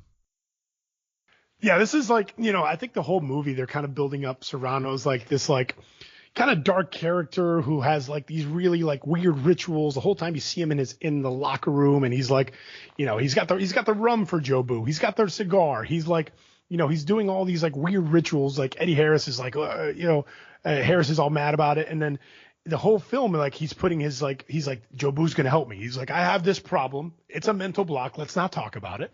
But he's like, Jobu's going to help me through it. And then you get to this pivotal scene in the movie, and he's just like, strike one, breaking ball, breaking ball, strike one, swing and a miss, breaking ball, strike two, swing and a miss. And all of a sudden he takes a step away from the batter's box, literally just has some self-talk and says, you know what? I've come this far, Jobu. I've tried my best, and you're like kind of hanging me out to dry. He's like, you know what? I say, fuck you, Jobu. I'm doing it myself. And he just steps back in with this like killer, cleaner confidence and just hits a ball that absolutely just catapults out of the stadium. And yeah, it is a moment for the ages. Unbelievable. It feels like it really happened. Like it should be in like Major League Baseball's most historic home runs ever. You know what I'm saying? Yeah, and I'm telling you, that's what it felt like in the movie theater. The audience cheered as if they were at a baseball game. That moment right there. Yeah, I'm like, I have never experienced this in a movie theater. Like, the audience is treating this like it's a real game. It was crazy. Yeah, that's when you know the movie's like hitting, when it's like people are that invested in the outcome of the game, where they're like in pitch by pitch cheering and yelling like that.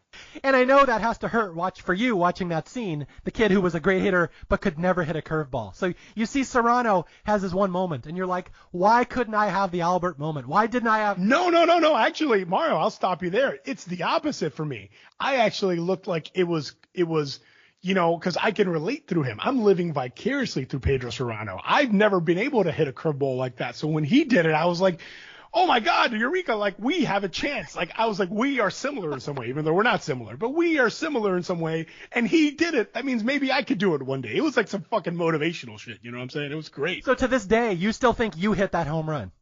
Oh yeah. I mean, my best friend teases me all the time because I always tell him like, I'm like, man, if I made a comeback or if I did this or if I did that, like, I think I could still do it. He's like, yeah, sure, buddy. Like he'll just fuck with me. And anytime I even talk about baseball, he just starts singing this made up song that we have an inside joke when he goes, when dinosaurs roam the earth. He's like, because he says that whenever I talk about my career, it was so long ago. It was like when dinosaurs were roaming the earth. So that's, yeah, my buddy who hopefully listens will pick up on that. But yeah, that's the 12-year-old me, the 18-year-old me, 22, and even 36-year-old me still relates with Serrano finally conquering his demons, hitting a home run at a pivotal moment off, guess what? Off a breaking ball, baby, off a curveball. Now, to drive the point home that Albert really considers himself Pedro Serrano, you are indeed wearing a number 13 jersey for this podcast, aren't you? I will reveal it. I was a little bit disappointed, Mario, when I found out that we're just doing the audio because I think, I don't even know. I can't tell you which happened first, whether I knew we were doing this breakdown of this movie or if I just saw the jersey online and ordered it. But I have a pretty authentic number 13, pristine, clean white Indians. Yes, it says Indians, not Guardians, with Chief Wahoo on the sleeve. It's legit Pedro Serrano jersey that I was looking forward to wearing for this interview. Yeah, I felt bad. Albert didn't know this wasn't a video podcast, so he had his jersey already, and I was ready to go, buddy. It's okay. But now, listen, but if we combine the powers of my Pedro Serrano jersey and your exclusive edition Major League Baseball cards pack, all of a sudden now we're basically like presenting quite the fucking offering to Joe Boo. You know what I'm saying? That's true. Hey, you know what? You're not the best color man in the league for nothing. Exactly. Okay, so anyway, blah, blah, blah. It's tied 2-2. We go to the top of the ninth, and this is where the fun happens. The Yankees end up loading the bases with 2 outs against Eddie Harris, whose KY ball is not darting anymore. And now we get, which I could honestly make the argument this is the greatest moment in movie history, to be honest, the Wild Thing entrance. Oh, that Wild Thing entrance, I didn't mean to jump over it earlier, but it's literally electric. Like that, talk about visualizing a moment. Like it makes sense that Major League pitchers were like, that was actually pretty fucking badass. I want to come into a game like that. Like the music blaring, the crowd going wild. It's his song about his nickname. It's like, it's so fucking cool. And when he like stands at the back of the mound and turns around and you see the glasses with the skull and crossbones, like, that's some real. I mean, dude, Mario, that's some badass shit, right? Yeah, exactly. I don't know how anybody could not get pumped up by that moment. No, 100%. Yeah, and again, like I said, the people were treating, and I saw this on opening night with all these people, and just people in the audience were treating it like this was a real baseball game, and that theater was electric. And this moment when Vaughn comes in, and you haven't heard him with the Wild Thing entrance until here. They've been teasing at it all movie. He comes in, like it's just goosebumps on goosebumps. It is so insane. And even to this day when I watch it, I cannot not think that. I'm like, man, that was such a cool moment. I cannot believe I was lucky enough to see this movie and see this moment.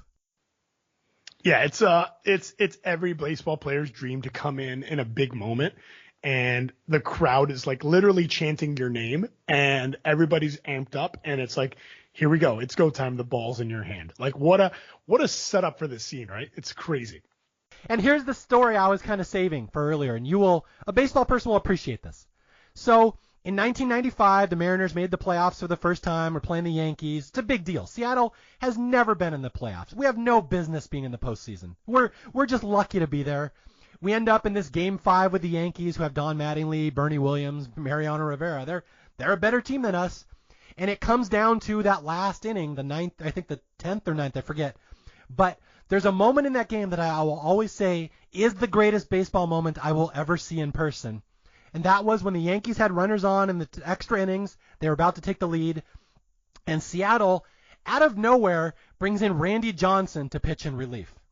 I believe on like 1 day's rest, which was like pretty bananas at the time. And this is like in a time where they weren't using starting pitchers like that. Like I actually remember that, and it was amazing. The big unit, Randy Johnson. Actually, fun fact, I have another really fun, interesting tidbit for you about your boy Randy Johnson. You ready for this one? Absolutely. Can you name so Randy Johnson, if I'm not mistaken, is second all time to Nolan Ryan in career strikeouts.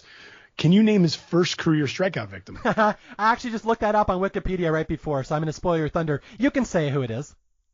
It's my uncle, Orestes Destrade. That's right. His uncle, the first person Randy Johnson ever struck out in baseball. First person he ever struck out in baseball, which I asked my uncle about that. I was like, yo, so how did that happen? And so Randy Johnson was on the Montreal Expos, and he's like, yeah, they told us we're going to face a 6'11" lefty who throws 100 miles an hour and doesn't really know where the ball's going. And he was like, great, I'm really excited for this. Well, at least your uncle was a switch hitter. He could have been lefty. It could have been worse. He was a switch hitter, exactly. So at least he got to face him from the right side. But yes, that's my little interesting fun fact there for you. Okay, yeah, but so I was in the Kingdome. Now the Kingdome was an enclosed stadium, notorious for being the loudest place to play sports. I'm in there when they bring in Randy Johnson to pitch in relief, and we didn't know Randy Johnson had theme music. This is the thing that I tell people tend not to know. All of a sudden, the PA announcer plays "Welcome to the Jungle" by Guns N' Roses. Wow, that was his intro song? That was his intro song. That's badass. And I remember sitting there. I'm next to my mom. This is 6 years after Major League, watching Randy Johnson come in. I can still picture it in my head. I can still hear the stadium announcer, number 51, Randy Johnson. That was the loudest fucking thing I have ever experienced in my life. I could not hear my mom next to me talking to me. Yeah, It was so loud. And Johnson was... And it's a dome. It's indoors, right? Seattle's going crazy. They're blaring this music. Like I can't even imagine the energy in that place. Yeah, and Randy Johnson is fucking insane. He's crazy. Oh, yeah. So he's got adrenaline on 1 day's rest. He comes in, and I'll always say, the Mariners could win 20 World Series. It will never be a better baseball moment than being in the Kingdome when he came in to that Wild Thing entrance. And that is the greatest moment I will ever have in my life. I can only imagine that with that long curly like blonde mullet, just throwing BBs from the left side. Dude, it was unbelievable. Oh, this will make you laugh even more. The batter who was up was Wade Boggs, a left-hander. Wow, Wade Boggs. And I remember I had binoculars so I could kind of see from the 300 level, and I was looking at Wade Boggs. I've never seen a person's shoulders slump more than Wade Boggs, knowing I'm a lefty. I have to fucking hit against Randy Johnson with adrenaline with a Wild Thing entrance. Yeah, I mean, as a baseball player, like in your head, you're like, okay, you kind of game plan for like who you're gonna face. You're like, all right, well, this guy already pitched. This guy's like, this guy's like not active. The last thing on his mind, probably going into that game, was, I'm gonna have to face Randy Johnson again. And here comes 6'10", 220 pounds of just pure, heat coming right at his face, walking out of that dugout. It's actually pretty fantastic. It's pure rage. If you ever see that game on like ESPN Classic, watch for that moment. And watch the fact that Buck Showalter tells Wade Boggs to bunt. And Boggs is like, fuck no. But he still has to try to bunt. And Johnson's first pitch is right at his face. So, classic Randy Johnson. Anyway, so that's my big moment. So, yeah, here comes this Wild Thing entrance. And this is the scene we talked about earlier where Roger Dorn, he's had some heat with Ricky Vaughn through the movie. He comes up and Vaughn thinks he's going to punch him out. But Dorn says, no. Forget about it. Strike this motherfucker out. So there's actually some arc to Dorn. He's becoming a leader. He's thinking of the team, not himself. And that's an interesting kind of their story coming full circle, because they kind of the writing is actually, as you break this down, I didn't realize, I've always thought of it as like, oh, it's just a funny, cool, like exciting movie, but it's actually some really genius story writing, how they tie in the stories together. Mm-hmm. Like Vaughn and Dorn hated each other from the very beginning. They get in the fight in the clubhouse when Dorn pranks him at the very beginning of the movie that like he's cut from the team. Like you could tell there's not two more characters opposite in the film than Roger Dorn and Ricky Vaughn, right? Mm-hmm. But at the end of the movie, they have this moment that culminates like their relationship as teammates, and it's it's pretty good drama, because you don't know what what Dorn's going to say. Jake Taylor tells him, like, get there early, go to the bullpen, like, avoid him. Like, he thought a fucking fight was going to break out in the most important game of the year. And Dorn's the bigger man, swallows his pride, and just says, go fucking strike this motherfucker out. And it's exactly what he needed to do. Yeah. And like you said, that's not even the only one. You have Dorn and Vaughn kind of being friends at the end. There's another moment I kind of forgot where Harris hates Serrano because Harris is a Christian and Serrano practices voodoo. But if you watch the final game when Harris is warming up in the bullpen before the final game, he's got Joe Boo next to him. He has adopted Joe Boo. He does. Joe Boo's on the rubber. Yeah. Like the two of them embraced. I didn't even think about that. You're right. Okay, let's finish this up. I know we got to finish this off here. So Ricky Vaughn comes in, strikes out Clu Haywood. I can't even say enough about this moment. It's one of the greatest things I've ever seen in a movie. Other than, like you said, Jake Taylor is mocking Haywood the whole time, taunting him with the pitches, which you will back me up. That is what catchers do. They mock. They try to fuck with batters. They do fuck with batters. Actually, one of my favorite. I'll give you a real quick about the catcher batter thing. One of my favorite lines in the film actually comes from Clu Haywood earlier in the movie. That's another one that I quote regularly, which is when he walks up to the plate and he tells Jake Taylor, he goes, hey, Jake, how's your wife and my kids? I have a couple buddies for my poker games, and I use that too, like religiously. When one of our dealers walk in, and I'll kind of be like, yo, man, hey, Will, how you doing? How's your wife and my kids? Unbelievably quotable line. Well, absolutely love it. But yes, the relationship of Jake Taylor behind the plate as the wily veteran just fucking with Clu Haywood, which, oh my God, I just realized is now – I didn't even process it. It's now full circle because they showed Clu Haywood talking shit to him earlier in the movie, and now the first time we hear Jake Taylor talking behind the plate, it's back to him, and it's like he's getting in his head. It's fucking unbelievable. Okay, one thing I gotta add, we haven't mentioned this. Do you know the actor who plays Clu Haywood, the big Yankee home run hitter? Wasn't he a pitcher? Wasn't he actually a pitcher in real? That's a pitcher. That's Pete Vukovich from the Milwaukee Brewers in the early 80s. Right. A guy who never really hit in his life ever. He's just a big fat guy. Right. That's it's so interesting. And isn't the Duke who comes in to pitch for the Yankees? He was a hitter, I believe. I thought that too. There's actually two Dukes in the movie. It gets confusing. There's a Duke who's the base coach for the Indians. He's played by Steve Yeager, who was the catcher for the Dodgers for many years. The Duke, who's the pitcher for the Yankees, is just some pitcher. So I used to think that as well. Oh, yeah. He was a pitcher. Oh, okay, I got you. He was a pitcher too.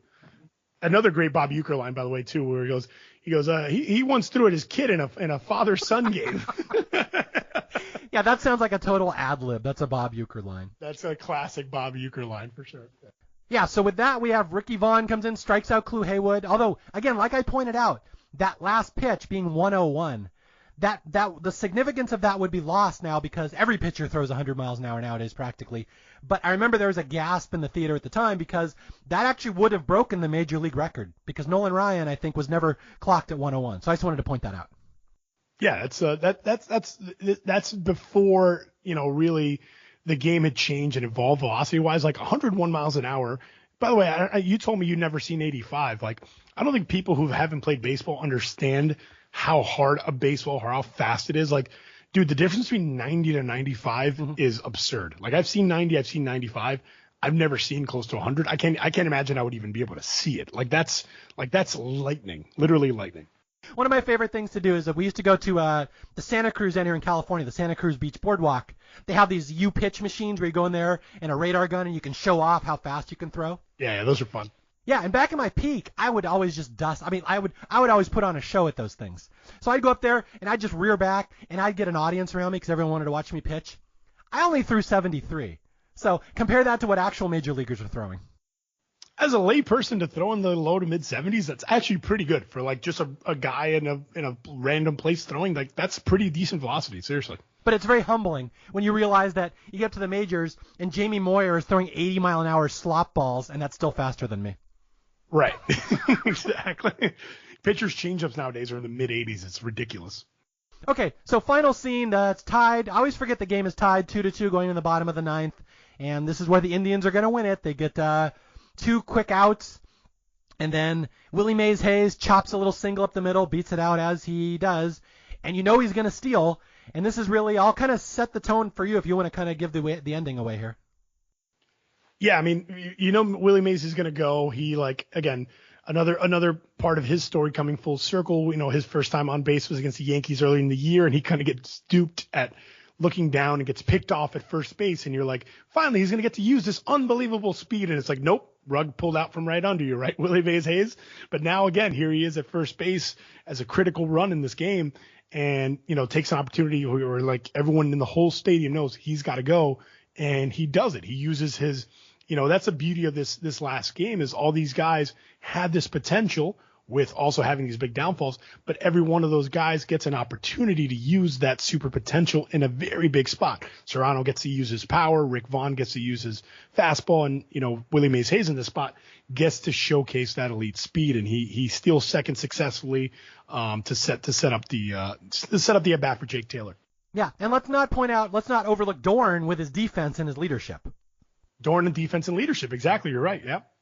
So here we go. The winning run is on second base. There's 2 outs. Super tense scene. I mean, just an audience in the theater is like, in the movie, the crowd is like chanting and stomping their feet. In the audience in the theater was doing the same thing. I'm like, oh my God. Like, it was That's so awesome. effective. So Jake Taylor comes up, our hero, who, unlike the other people, doesn't really have a specialty.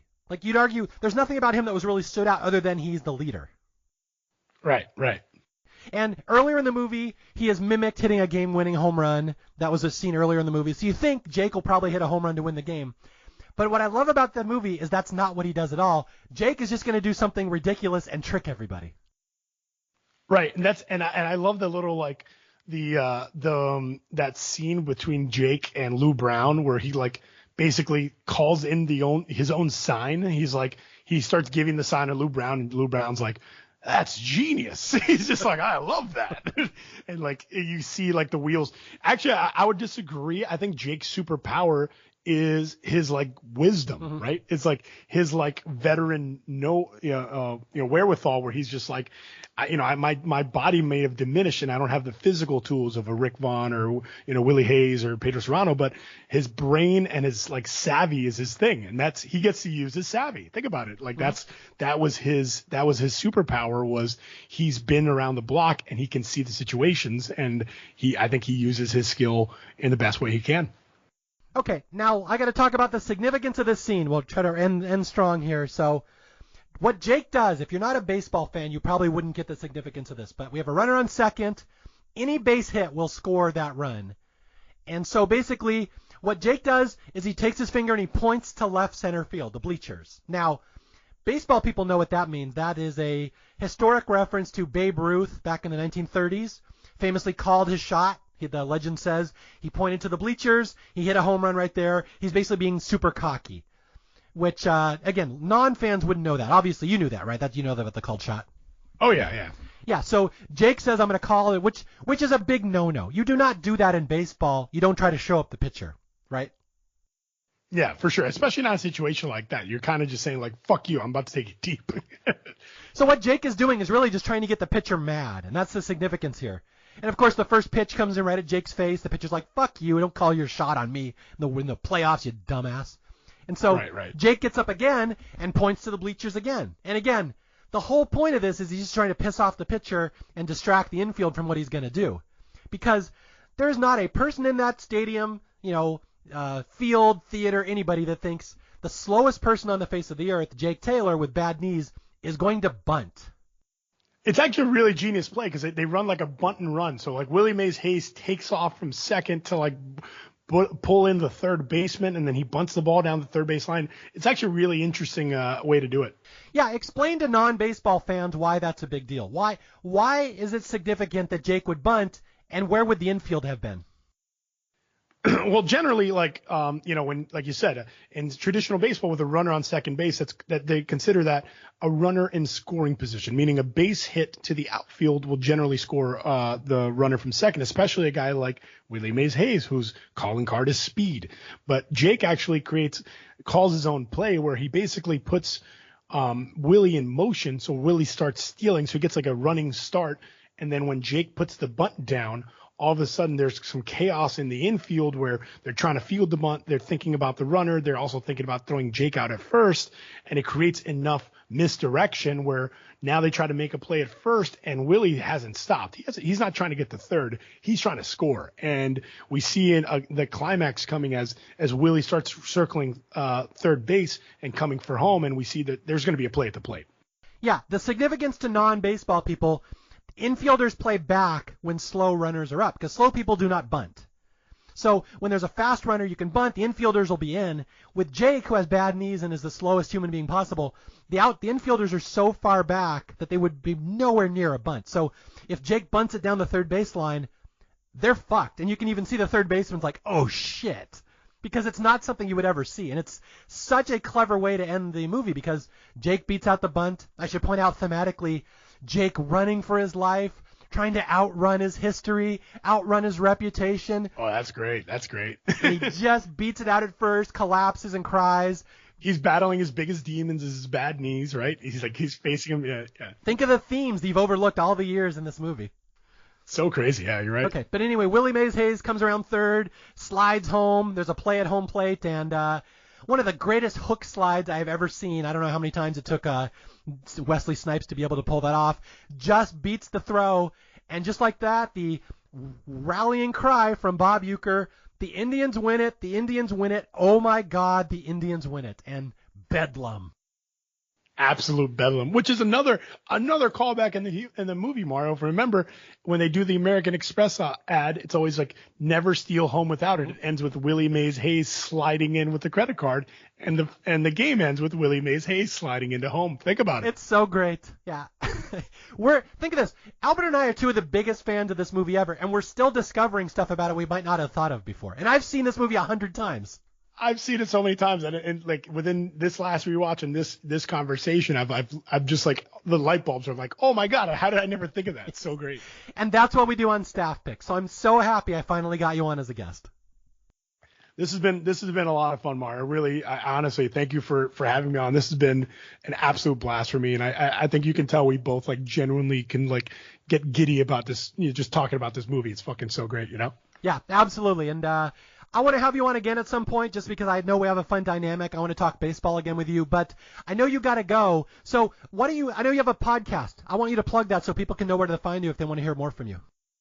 Yes. Yeah. I have a podcast. It's available wherever you consume Spotify, Apple Music, all that good stuff. The name of the show is called It's Not Polite to Ask. And it's myself and my best friend doing kind of shorter episodes, under 30 minutes. And we discuss I give my insights to dating, give stories from my own life, my own failures and successes, and a little bit of lighthearted social commentary. We have a lot of fun. We keep it really light and really funny. So if you'd like to come, if you like to come check us out, please do. It's Not Polite to Ask is the name of the program, and come show your support.